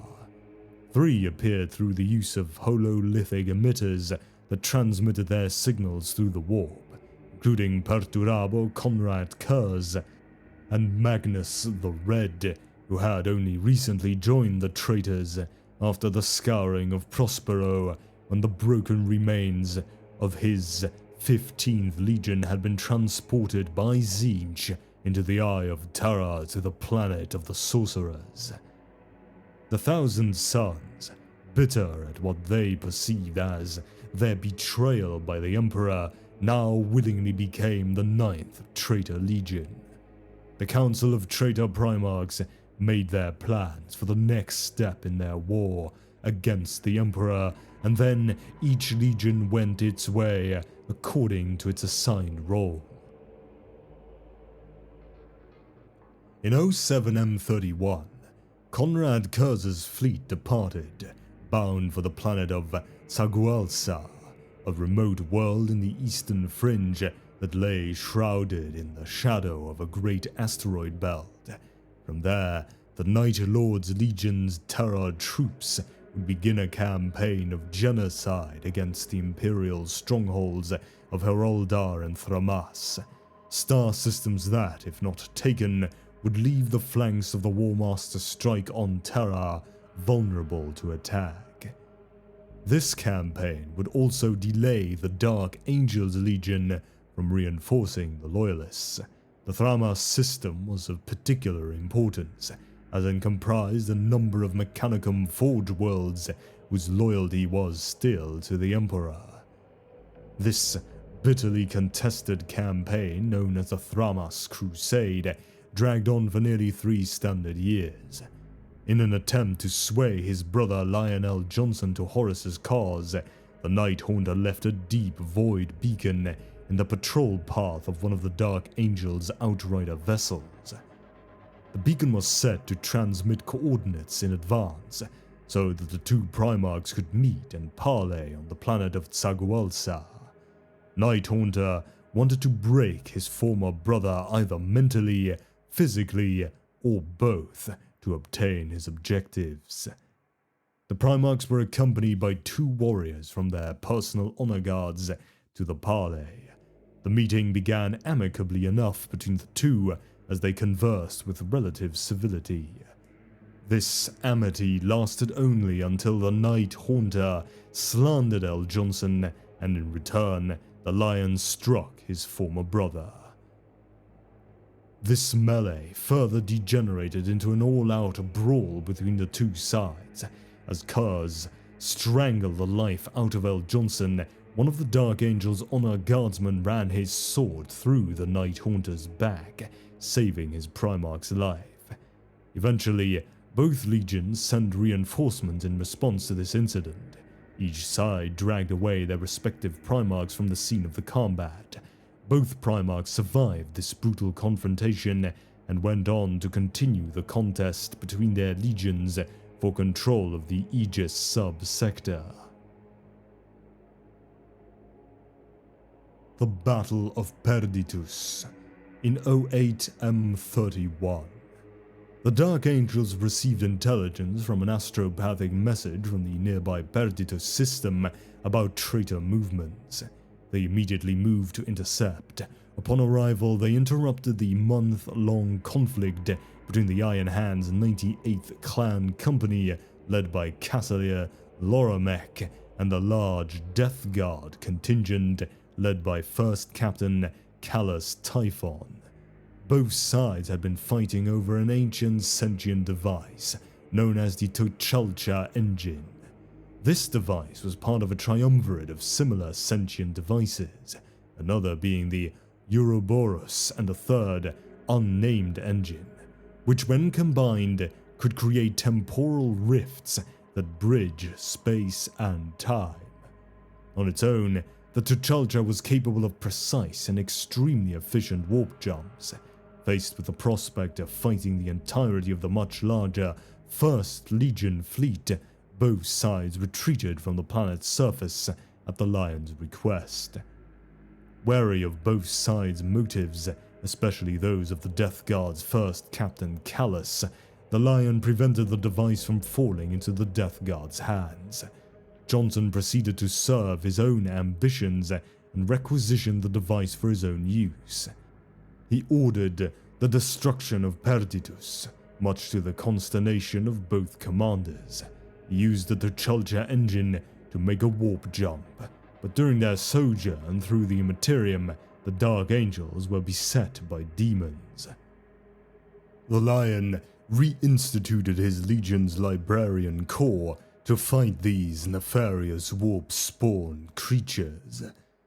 As this was in direct violation of the Emperor's decree absolute at the Council of Nicaea, this caused a dispute within the Legion that eventually came to a head when the enraged Lion slew Chaplain Nemiel. During the height of the Battle of Perditus, the Lion encountered the greater demon of Tzeentch, known as Kairos, Fate Weaver, who attempted to convert the Primarch to the cause of the ruinous powers, but failed miserably, as he had nothing to sway the Lion to their cause. The Lion told the foul creature that absolute loyalty to the Emperor was reward enough, and impale the Lord of Change through its black heart. At the same time, he mockingly asked the demon if he had foreseen his defeat. Hunting the Night Haunter. Utilizing the Tzeentch engine a second time, the Dark Angels were able to execute a meticulously planned ambush on the Night Lord's fleet while it was in transit across the Tsagualsa sub-sector that saw the back of the Night Lord's legion broken and their Primarch mortally wounded after having faced his brother L. Johnson once again in mortal combat. Thanks to the skilled coordination and superb execution of the Lion, the Night Lord's fleet was devastated, losing dozens of capital ships and approximately 1/4 of their Legion fleet to the Dark Angels' assault. Unfortunately, the remainder of the Night Lord's fleet fled the Dark Angels' wrath, taking their critically wounded Primarch with them before the Lion could finally end his wretched life. Later, after a period of recovery, Cruz, his first captain Sevatar, and the elite Night Lords Atramentar Terminators led a desperate boarding assault action upon the Dark Angels' flagship, Invincible Reason. This resulted in the death of all but a dozen of the Atramentar and the capture of Sevatar and the remaining survivors. Conrad Kurz fled L. Johnson's wrath, evading the Dark Angels for solar months, stalking the shadows within the bowels of their flagship, and continued to wreak terror and chaos amongst the mortal crew. The Night Lord's Primarch also killed every hunter-killer team sent by the Lion to hunt him down. After losing several squads of Dark Angels, the Lion himself took up the hunt for Kurz, stalking him throughout the Invincible Reason for the next 16 solar weeks. However, he could not find his elusive brother Primarch. At some point, the remaining Night Lord's captives somehow managed to effect their escape and fled into the void. Imperium Secundus. With the torrential ruin storm raging, blocking out the light of the Astronomicon and causing warp travel to be all but impossible, the Imperium was effectively cut in half during much of the Horus Heresy following the Battle of Calv. The Dark Angels came to the realization that they were unable to return to Terra to assist in its defense, even with the use of the Tzeentch engine. Miraculously, they managed to lock onto the beacon of the strange alien device known as the Pharos on the world of Sothar, which guided the First Legion fleet safely through the warp and to the realm of Ultramar's capital world of Macridge. There, they were greeted by Robert Guilliman and Sanguinius, whose Blood Angels legions was also guided to the realm of Ultramar by the Pharos.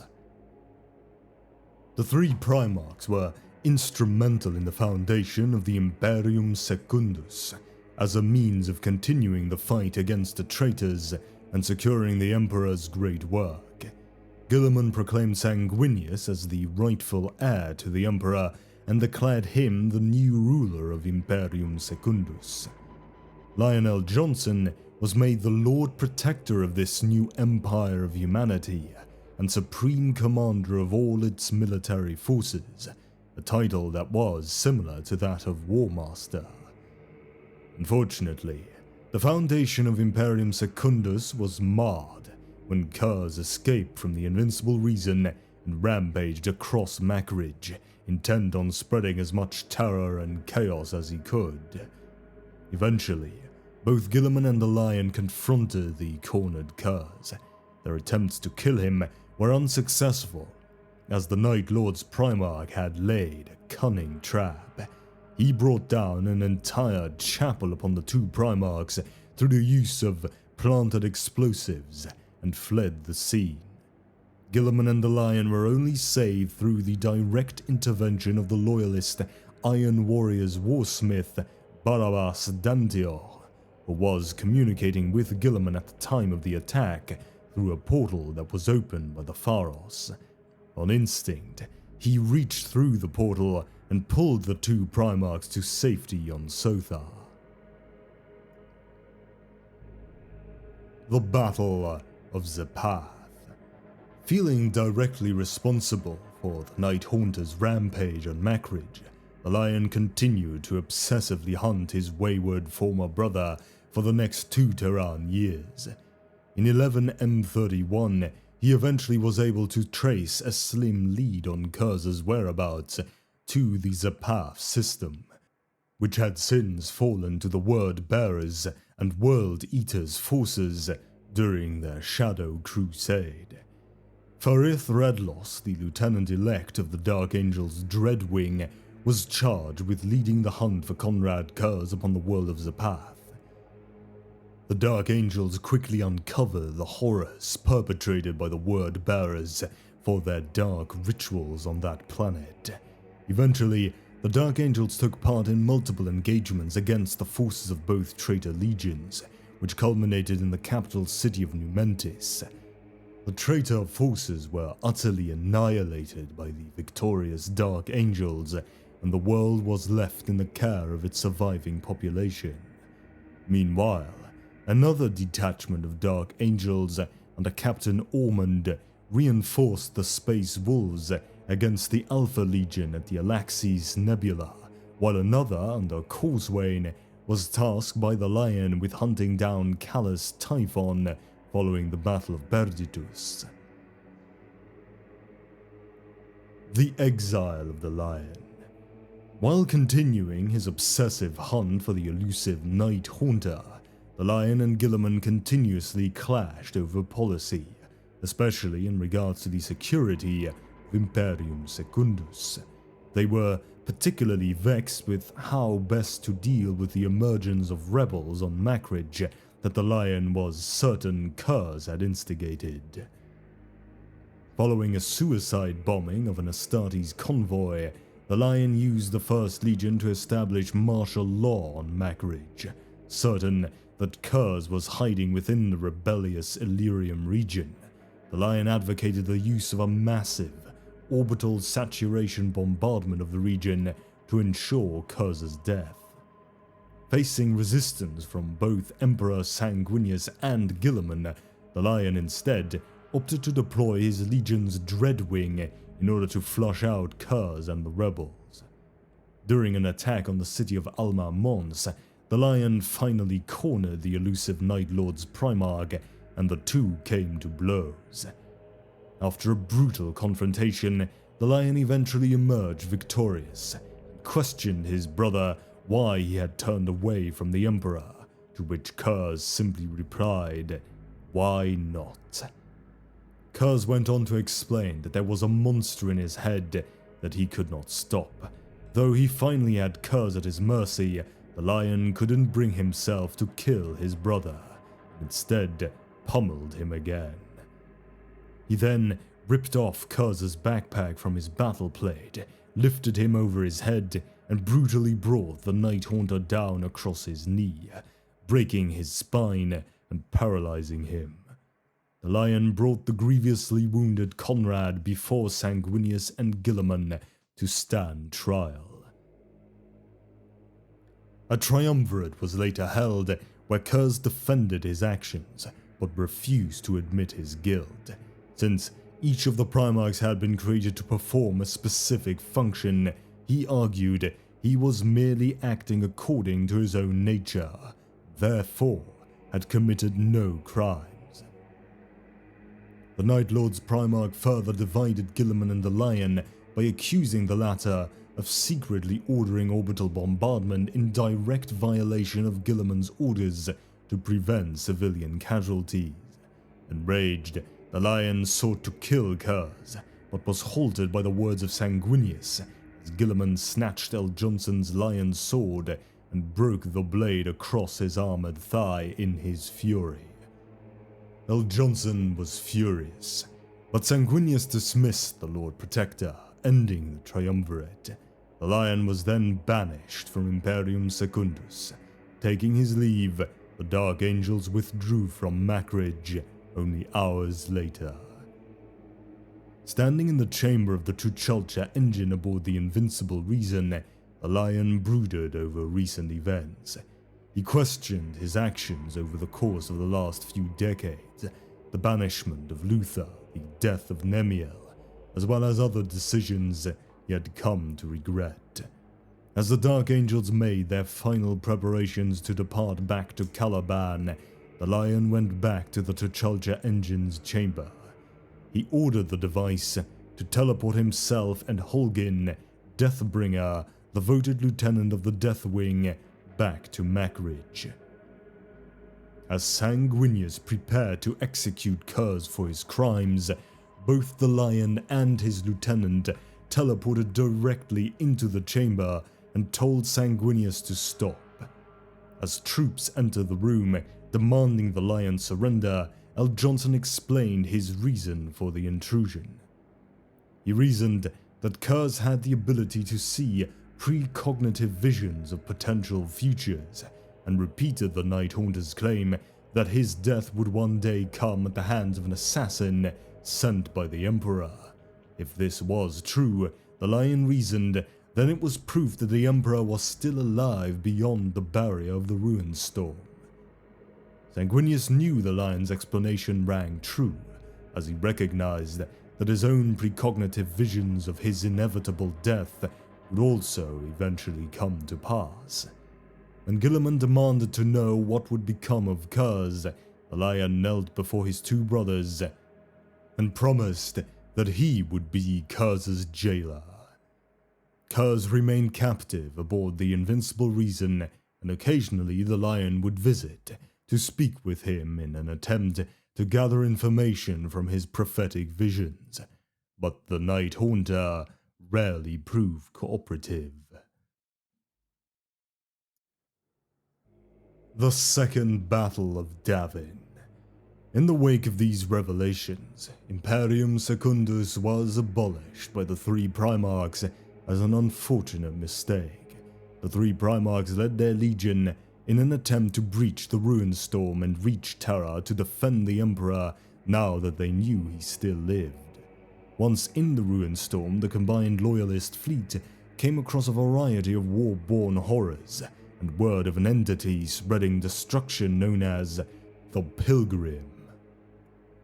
Not even the Tzeentch engine proved capable of navigating the Ruin Storm, which frustrated the Lion.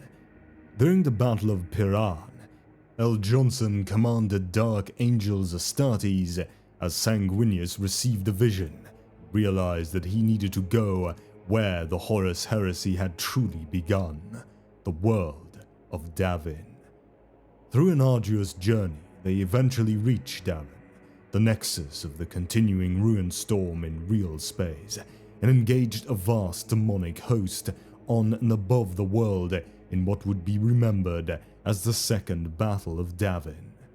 Reluctantly, Robert Guilliman and the Lion agreed to trust in Sanguinius, but both had thought to simply destroy the hated world upon arriving from orbit. After the fleet emerged over Davin, Sanguinius shocked L. Johnson by boarding the Invincible Reason and taking the still captive Conrad Curse with him. He hoped to use Curse's prophetic abilities to determine what he was meant to do upon Davin that could help to save the Emperor. Sanguinius commanded a mass ground assault on the world. The enraged Lion nearly ordered that Davin be subjected to an exterminatus action regardless of Sanguinius's presence upon it. At the last moment, he relented and was immediately horrified by what he had nearly done. He realized that some external power was attempting to force the Primarchs down the path to damnation, and he followed Sanguinius down to the surface of Davin. On that dusty world, Sanguinius was trapped within a portal to the warp and did battle with the demon Madail, while Guilliman and the Lion desperately tried to reach him. A vicious battle erupted both on Davin and above it in the void, where Guilliman's acting flagship, Samothrace, was destroyed in orbit by the demon ship Veritas Ferrum. During the ground battle at Davin's infamous Temple of the Serpent Lodge, where Horus had first been corrupted by chaos, Guilliman and L. Johnson managed to finally fight as partners and brothers. Together they brought down a massive soul-grinder demon engine. Eventually, Sanguinius was able to escape, and the Space Marine forces evacuated the world to orbit. Davin was destroyed by cyclonic torpedoes, and with its anchor in real space gone, the demonic fleet vanished back into the Imperium. Where Davin had once been, a breach in the ruin storm was now visible. The path through led directly to Terra, but upon further study it became apparent that Horus had foreseen that this route to Terra might open for the Loyalists, and had blocked it with a gauntlet of multiple traitor fleets. Guilliman and the Lion agreed to distract the blockade, while Sanguinius and the Blood Angels' fleet made directly for Terra, for that was their destiny. Sanguinius and the Blood Angels' fleet then raced directly for Terra through the opening, as was their destiny in Sanguinius' precognitive visions, while Guilliman and Lionel Johnson led the Ultramarines and Dark Angels legions in diversionary attacks against the traitor fleets that allowed the Blood Angels to slip through the cordon. By the time the Siege of Terra began, the Lion hoped to draw traitor forces away from the Throne World by striking at their own legion homeworlds. As a result, the Dark Angels destroyed several traitor homeworlds such as Chemos of the Emperor's Children, Barbarus of the Death Guard, acts that the Lion would come to relish. The Passage of the Angels and the Crusade of Vengeance. At some point before or during the Siege of Terra, the Astronomicon went dark for the Dark Angels' fleet. Fearing that Terra had fallen to Horus, L. Johnson became nihilistic, and instead of moving towards Terra, pledged himself to vengeance through the destruction of as much of the traitor's territory as he could, using the rationalization of attacking the traitor homeworlds in hopes of drawing reinforcements away from Terra to his troops. L. Johnson oversaw the destruction of Chemos and Barbarus in a spiteful purge dubbed the Passage of the Angels. Without the Astronomicon, the Angels continued to rely on the T'Challa engine for guidance through the warp.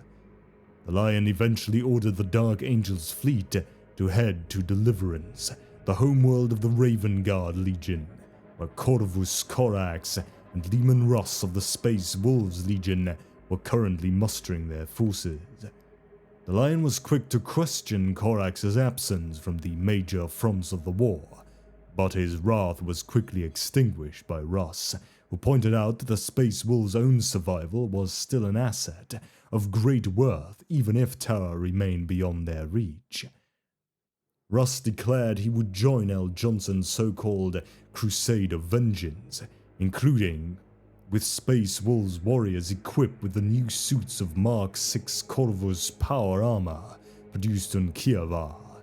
Yet Corax was cautious to commit his badly mauled legion to what he saw as a needlessly spiteful waste of resources for a purely emotional gain, and only assigned a small expeditionary force of the Raven Guard to accompany the Space Wolves and the Dark Angels. Eventually, the Angels made course for Terra on the Lion's command, but arrived too late to influence the outcome of the Siege of Terra, or prevent the Emperor from being mortally wounded by Horus and interred on the Golden Throne. The Great Betrayal. In the aftermath of the Siege of Terra, the surviving Loyalists rallied the reeling Imperium. The Dark Angels took a significant part in these battles, which later came to be called the Great Scouring. As they pursued the rebels, the First Legion diverted to nearby Caliban for the first time in many standard years, since the world had been enshrouded by the Ruin Storm and other warp storms since Horus's betrayal, now was free of such navigational interference. For Lionel Johnson, one final act of treachery remained to be discovered. Upon the Dark Angel's arrival in orbit, they were fired upon from the surface. Pulling back the Legion fleet, L. Johnson, trying to find out what had happened, discovered that Luther, who had become embittered by what he perceived as L. Johnson always taking all the glory, had poisoned the minds of the Dark Angel's garrison and the new recruits that had been left on the planet against their Primarch. Correctly believing that Luther and the planet-side Dark Angels had actually been tainted by chaos, an infuriated Johnson ordered that Caliban be bombarded from orbit, destroying the planet's defenses. L. Johnson then led his forces to the surface and assaulted the Order's fortress monastery, where he confronted Luther in single combat. Luther, now a Chaos champion, had been elevated to a strength equal to that of the Primarch through the gifts of the Chaos Gods, and the two met in a combat the likes of which would not be seen again. The pair's duel leveled the monastery around them, but the planet was also taking a heavy toll. The sustained bombardment began to crack the surface of the planet's crust, the Dark Angels in orbit unable to see the damage they were wreaking upon their homeworld.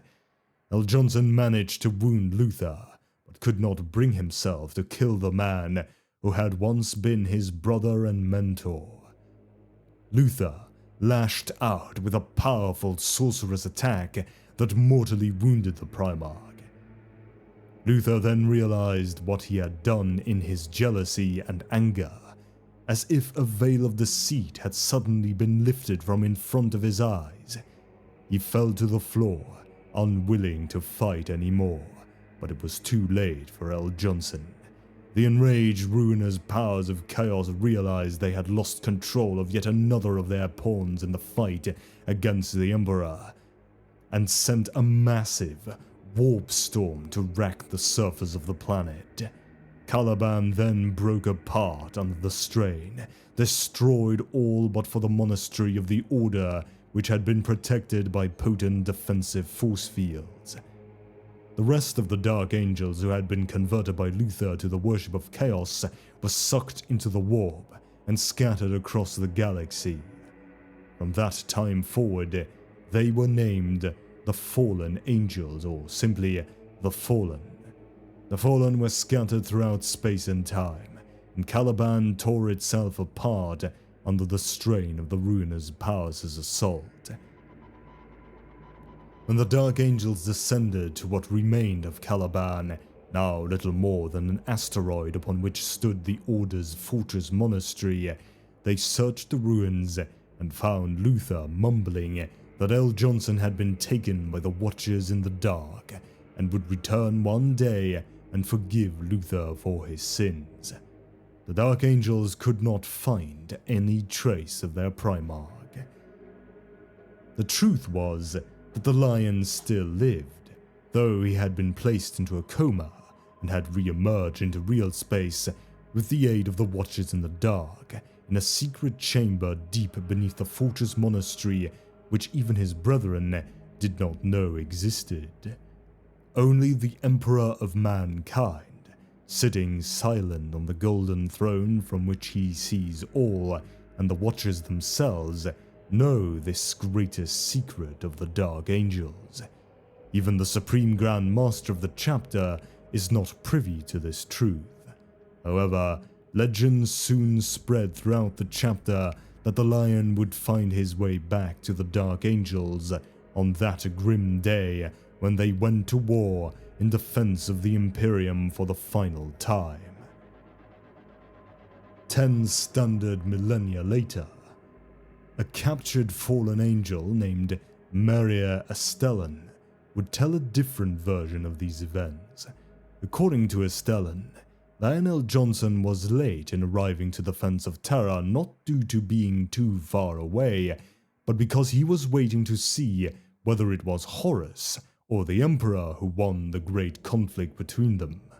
Estellan, believing that those who were with L. Johnson would not forgive them for turning on their brothers, ordered the defensive batteries of Caliban to fire upon the returning Dark Angel's fleet. The difference between the Dark Angel's view of the fall of Caliban and that of the fallen angel Astellan is considered to be due to Astellan's literally warped perception of these events, but some aspects of this story may ring with truth after all. Lionel Johnson might have betrayed the Emperor in his heart, if not in his mind, when he was most needed. After the Horus Heresy. With their Primarch missing and their battle brothers on Caliban having betrayed them to chaos, the Dark Angels swore to redeem themselves in the eyes of the Emperor and force the fallen angels to repent or die. They decided the true story of treachery behind the destruction of Caliban must remain secret. No outsider must learn of the schism that had split the First Legion, or that any Dark Angels had ever turned to the service of the ruinous powers. Should the truth be revealed, the Dark Angels believed that they would be labeled excommunicate traitores and never given a chance to redeem themselves. The senior members of the Legion formed a secret conclave, an inner circle of the Legion's masters. They created an overlapping system to watch over their own brothers, and also themselves. Everyone must be scrutinized for signs of corruption. Thus started a spiral of mistrust and secrecy that continues to this day. Such was the scale of the disaster of the fall of Caliban that there could be no hiding it. Psykers across the galaxy had sensed the warp storm that ripped the world apart, and the titanic flash of the Tempest meeting the indomitable force field surrounding the Dark Angels' fortress monastery had blazed like a supernova. However, the Dark Angels erected a systematic cover-up of the truth, for each remaining battle brother of the First Legion had taken stringent vows of unspeakable binding to never reveal what really took place on Caliban. Their story might not have held up under an intense inquiry, but it was a time of great upheaval in the Imperium, and the retreating traitor legions were bolder near the Eye of Terror. The Night Lords in particular laid many ambushes that took a high toll on their Imperial pursuers. Though the warp storm had claimed the Dark Angels' homeworld and so many of their brethren, was but another tragedy in a deluge of grim tidings.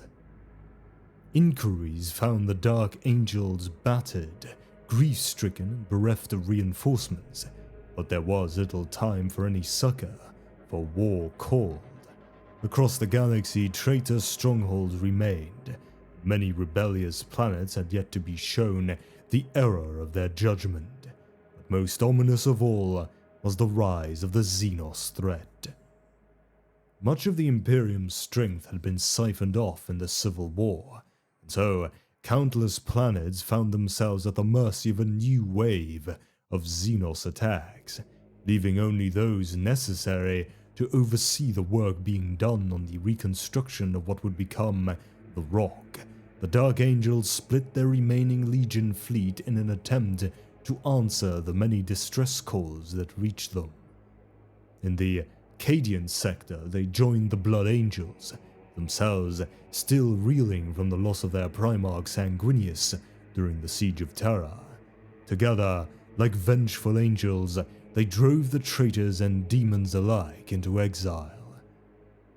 On Seption Prime, Dark Angels Terminator companies arrived just in time to provide a rearguard action, allowing the Ultramarines to extract their forces before that plague planet, lost to the pestilential whims of Nurgle, was destroyed by Exterminatus. All who fought alongside the Dark Angels at this time lauded them as steadfast warriors, utterly dedicated to the destruction of the Emperor's enemies. Upon their return to the Rock, the much-depleted Dark Angels found disturbing news. At the time of the fall of Caliban, the Dark Angels thought their traitorous brethren had all been destroyed, vanquished in the warp storm that blossomed in the death throes of their homeworld. The fallen angels had been swept into the vortex of that horrific rent in the galaxy, but the fury of the dark gods had not slain them. The scryings of the Legion's librarians searched long and hard for their missing Primarch, and of him they could read no signs. They did, however, pick up traces of the fallen, and determined that the traitors yet lived, although what remained of their psychic signatures were widespread, and the connections were already fading out of mindsight. The beginning of the hunt. The masters of the First Legion greeted this new shock with typical stoicism, despite the inner turmoil it created. On the one hand, they feared their nightmare would be revealed, that while the fallen lived, knowledge of their legion's treachery against the Emperor might be spread throughout the galaxy. On the other hand, the continued existence of the traitors offered hope, for if the renegades could be tracked down and forced to repent, then the sins of the Legion might be absolved, washed away in the blood of the fallen. The Grand Masters of the nascent Inner Circle swore that so long as even one of the fallen remained alive and unrepentant, the Dark Angels would be unforgiven, cursed by their brothers to atone for all eternity. So began the secret mission that would prove the driving force behind the Dark Angels and their successors' actions for millennia to come. To this day, the Dark Angels and their successor chapters of the Unforgiven continue to wage a war of repentance to wipe this secret stain from the honor of the old First Legion. They can never truly rest until every one of the fallen has been eliminated. The Dark Angels hold the duty of capturing or killing the fallen as their most important one, superseding all other necessities.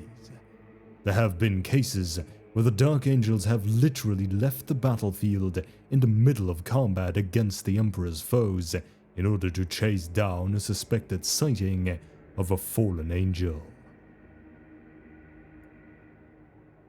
The Siege of the Fenris System.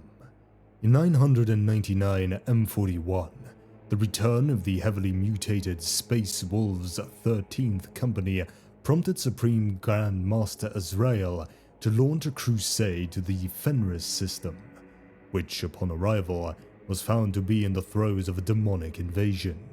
Seeing no other recourse, Azrael ordered the bombardment of one of the most infested of the system's worlds, Midgardia, even as the shape-shifting changeling was detected aboard the rock. It was revealed that the demon had been responsible for manipulating events, setting the Dark Angels against their long-time rivals, the Space Wolves, as part of a larger scheme orchestrated by Magnus the Red, demon Primarch of the Thousand Suns. A full-blown demonic invasion of the rock followed, and through the combined efforts of the two rival chapters, as well as a detachment of Grey Knights who had followed their own scryings to the system, it was repelled. Despite their brief alliance, however, the Dark Angels' relationship with the Space Wolves was left more fray than ever by their confrontation. The 13th Black Crusade.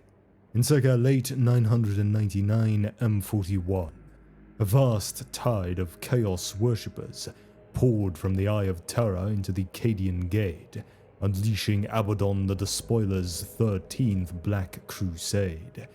Detecting many fallen amongst the horde, the Dark Angels risked all by ordering the Unforgiven to join them in a headlong assault against the renegade forces. Their forces split across the Cadian sector. The Dark Angels were involved in many battles, including heroic defensive actions against a demonic war host led by the greater demon Karnok. Increasing warp storm activity ensured the different forces could not reunite. Only the 4th Company and the Master Korahale arrived on Cadia itself, where they and their striker cruiser, the Sword of Defiance, were lost during the final battles, as that fortress world at last fell to chaos, consumed by the growing tides of the war. The Great Rift opens. As the 13th Black Crusade consumed Cadia, even protected by the psychic shielding of the rock, the librarians of the Dark Angels were struck down by a shock wave of terror and fell portents.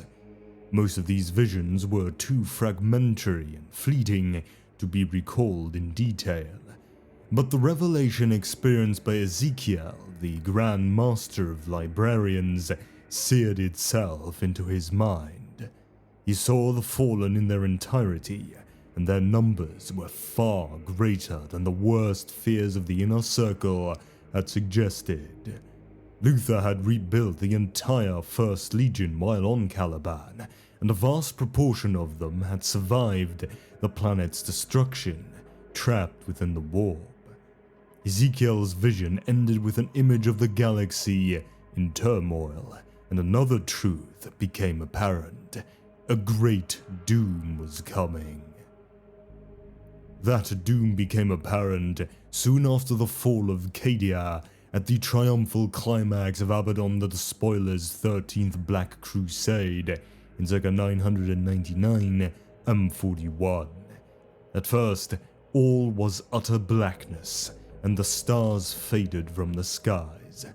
But as the time of the Noctis Aeterna passed, the Imperium gazed out, awestruck, upon a new horror. The Cicatrix Maledictum, commonly called the Great Rift, split reality across the galaxy, a hole in real space hundreds of times greater than the Eye of Terror.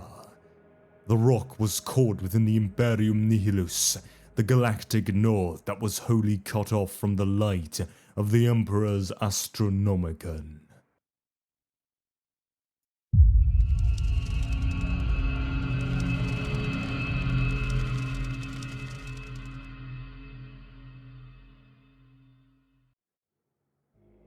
The Era Indomitus. Even as the isolation of the Noctis Aeterna passed, the rock was invaded. A demon army led by the fallen demon prince Marbas penetrated the formidable void shields that surrounded the Dark Angel's asteroid base. Fighting took place along the docks, within the grand halls, and even in the labyrinthine sub-levels and dungeons that burrowed deep into the rock. As the conflict reached its climactic point, the invaders disappeared with the same suddenness with which they had manifested, having ultimately achieved little beyond mindless slaughter and destruction. Or, so it was believed among the chapter's brethren. There was one, however, who knew otherwise. In the deepest dungeon, a secret prisoner known only to the Supreme Grand Master of the Dark Angels, the arch-betrayer Luther, was set free. Azrael suspected the entire battle had been merely a diversion so that nefarious agents of the Fallen could accomplish their true task. Yet it is a theory that he must keep to himself, for none else must know of Luther's imprisonment for so long and his escape. The Massacre at Darkmoor.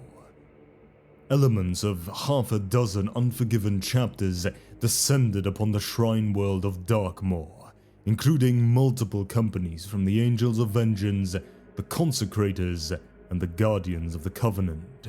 All had followed their librarians' squirings to the planet, searching for the newly materialized Fallen.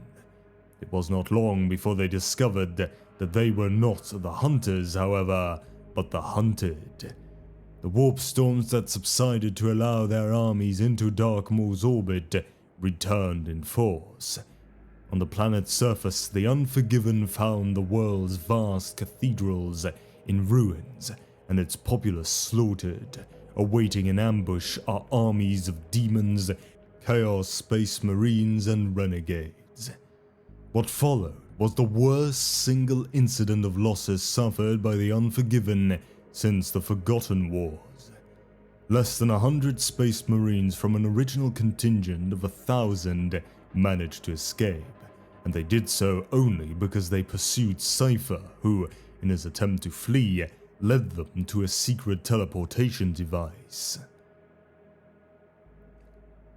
The Primarchs Summit and the Primaris Unforgiven. In the wake of the recent catastrophic events, Supreme Grand Master Azrael decided to convene an emergency council of the Unforgiven's other Supreme Grand Masters, several of whom were still nearby following the Darkmoor massacre. The Dark Angel's librarian succeeded in piercing the veil of the Great Rift and sending out her scattered astropathic summons, though several died to achieve the feat, and soon every loyal son of the Lion was preparing to embark on a perilous journey to the Rock. Not all found their way to that last fragment of their ancestral home. Entire successor chapters became lost in the warp, while others found themselves bogged down in one of the galaxy's many raging conflicts. It is when Azrael finally decided he could wait no longer for the remaining successors to arrive that he was informed of a new fleet transitioning into orbit around the Rock. It was not a waylaid chapter of the Unforgiven that it bore, however, but the resurrected Lord Commander of the Imperium. Azrael, his forces depleted and his chapter's stronghold battered, feared the worst. That the newly returned Primarch of the Ultramarines, Robert Guilliman, knew the truth of the Dark Angel's hidden past and brought judgment with him. Debating whether to order the withdrawal of the assembled Unforgiven chapters or to make a stand and take up arms against the Primarch's delegation, at last, the Supreme Grand Master decided upon neither, allowing Guilliman's fleet to dock without incident. It soon became clear that the Lord Commander and the remaining ships of the Indomitor's Crusade fleet came not to deliver censor, but much-needed reinforcements. From the depths of the Archmagos Dominus Belisarius Call's vast freighter hulk marched Primaris Space Marines, created from the purest genetic material ever taken from Lionel Johnson. Rank upon rank of them entered the Rock, clad in new variants of Mark X power armor painted in the colors of the Dark Angels and their successors. At a brief war council, Guilliman outlined the threats facing the Imperium and his plans to continue the Indomitor's crusade. He also spoke of the updated Codex Astartes and how his brother L. Johnson's descendants had earned the right to maintain their specialized wings and unique order of battle, as long as they continued to serve the Emperor well. So did Azrael and the other Supreme Grand Masters kneel before Guilliman and pledge their chapters to the new Imperium. The Dark Imperium. In the wake of their Primaris reinforcement, the Dark Angels moved into the darkest reaches of the galaxy, now shorn from the light of the Emperor. There, Azrael could more easily coordinate the inner circle, responding to the myriad distress calls that flooded in from the isolated and warp-storm-battered worlds of the galactic north.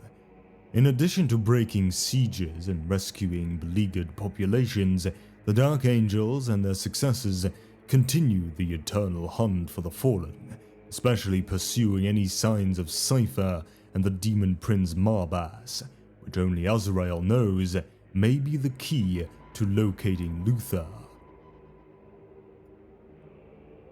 Warzone Stygius. The Changeling instigated uprisings all across the warp-storm-racked Imperium Nihilus, leaving entire star systems ripe for invasion. The Dark Angels and several Unforgiven chapters joined the campaigns against the Change hosts of Tzeentch in what became known as the Invasion of the Stygius Sector. fighting alongside the Mordian Iron Guard and the Space Wolves against countless renegades and the Thousand Sons Traitor Legion. Although tensions between the Dark Angels and Space Wolves are as high as always, the situation is so dire that there are no conflicts between them, save only the expected ritual combat between champions. Initial losses were swiftly recuperated, but it soon became apparent that they could no longer achieve victory. Only the unexpected appearance of an Eldari strike force from Ulthwé allowed the Space Marines to safely withdraw, leaving much of the Stygia system to its fate beneath the minions of Tzeentch.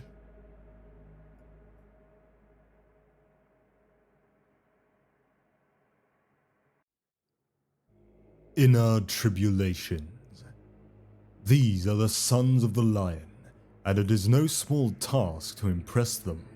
I have fought in almost 100 engagements since joining my brethren on the Rock, leading Squad Grelius to complete every mission assigned, yet not a word of praise have I heard, and rightly so, for such duty were we created and trained. Yet against the cultist waves and demon tides invading Hive Troll, our squad alone held a crucial hab complex against the enemy. When Grandmaster Belial arrived to retake the area and recover the gene seed of the dead, he was surprised to find we had held the line. I think I even saw him smile. In that moment, I believed our acceptance amongst our brethren was complete. From Hellblaster Sergeant Grelius. Immediate concern over the integration of the Primaris Space Marines among the Unforgiven was soon assuaged as the new warriors adapted to the Unforgiven's ways of war and performed well alongside their battle brothers.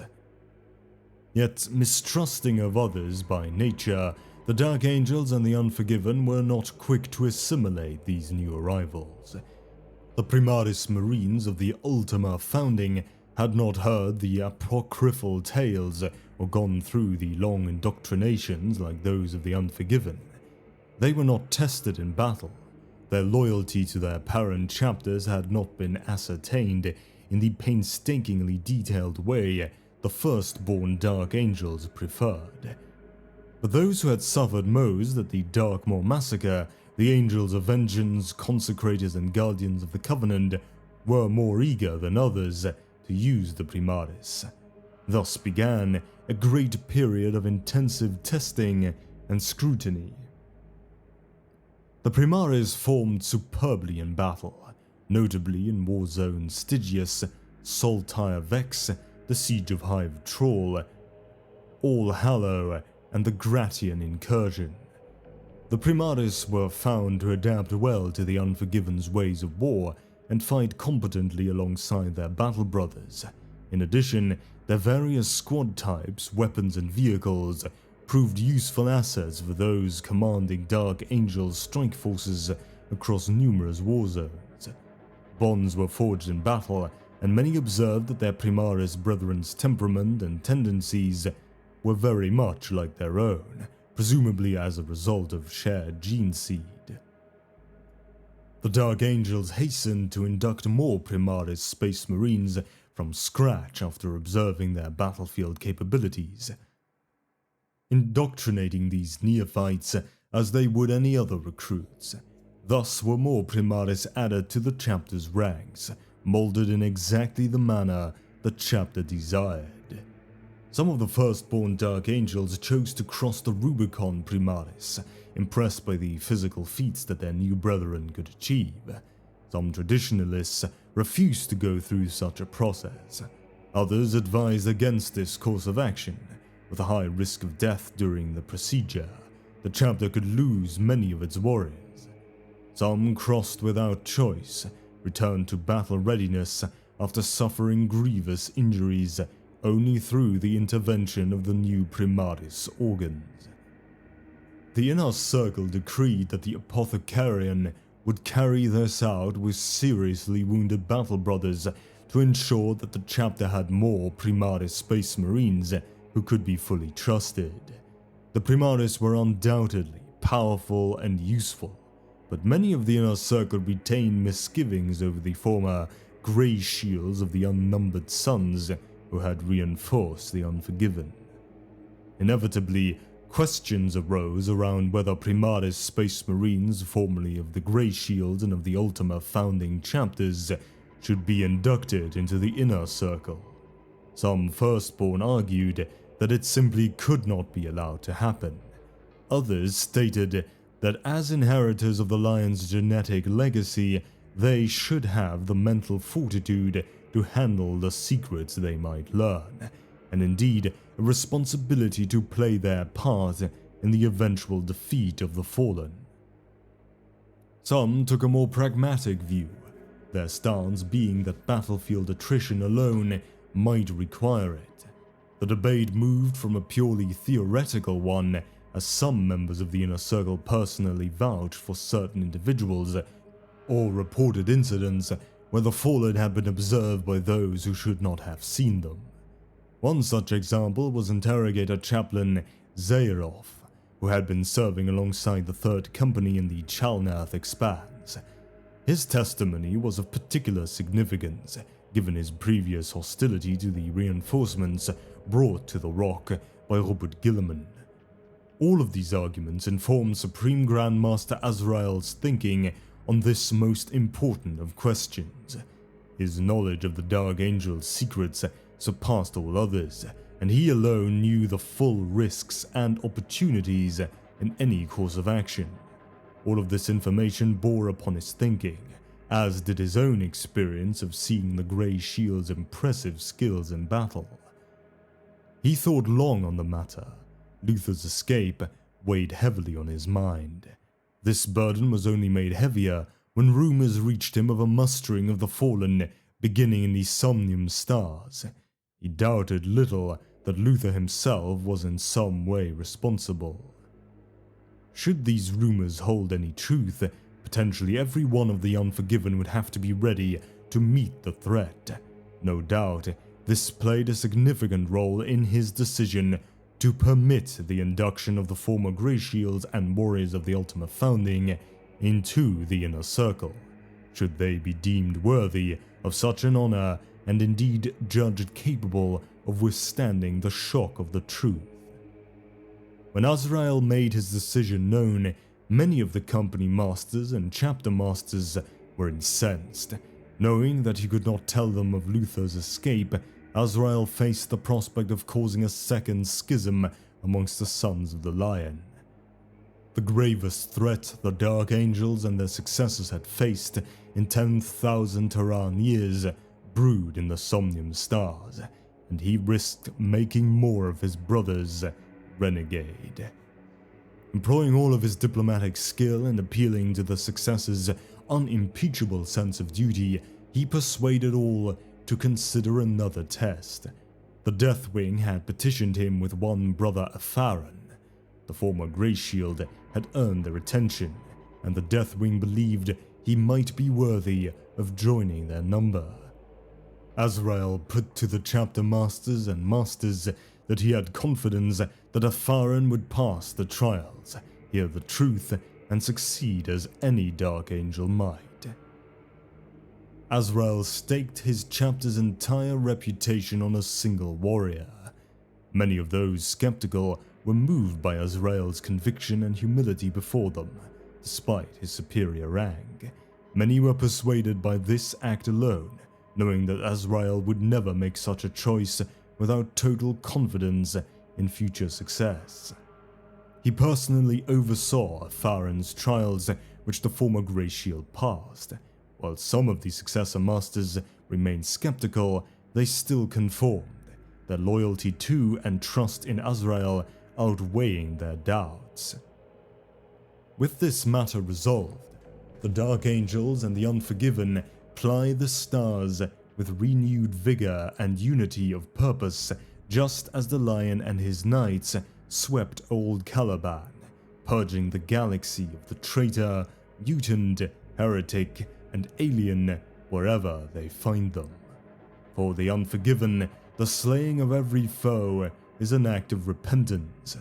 They break sieges, crush rebellions, and stymie invasions, all the while their inner circles remain ever vigilant for signs of the fallen, following leads wherever they are found. Those Primaris Marines formerly of the Grey Shields have knowledge of Mars and the returned Primarch beyond the wildest dreams of the Librarius and Interrogator chaplains, and provide vital intelligence that the Dark Angels never had access to before. Despite their eventual embrace of their Primaris brethren, the Dark Angels were less accepting of the Martian Magi who accompanied them when Guilliman reached the Rock. These senior tech priests are essential to the induction and creation of new Primaris Space Marines, a state of affairs the chapter finds extremely irksome. Many pains have been taken to give them as little access to the Rock as possible and keep them under heavy surveillance. At the same time, the Dark Angels Tech Marines and Apothecaries strive to learn all they can from the Magi, in the hopes that they can render the Martian priests redundant. The Unforgiven operate with great coordination in these most trying of times. Accusations of legion building are spoken louder than ever before in some inquisitorial circles, but the counter-arguments in defense of the Dark Angels and their successors are now made just as loudly. The Unforgiven's martial might is beyond question, their tally of victories now beyond count. Some make the argument that such a force acts as an essential counterweight to the growing political power of Ultramar in the Imperium following Guilliman's resurrection. The ferocity of this debate has grown such that internecine conflict has broken out among some Inquisitors, each participant believing they are doing what is best for the Imperium.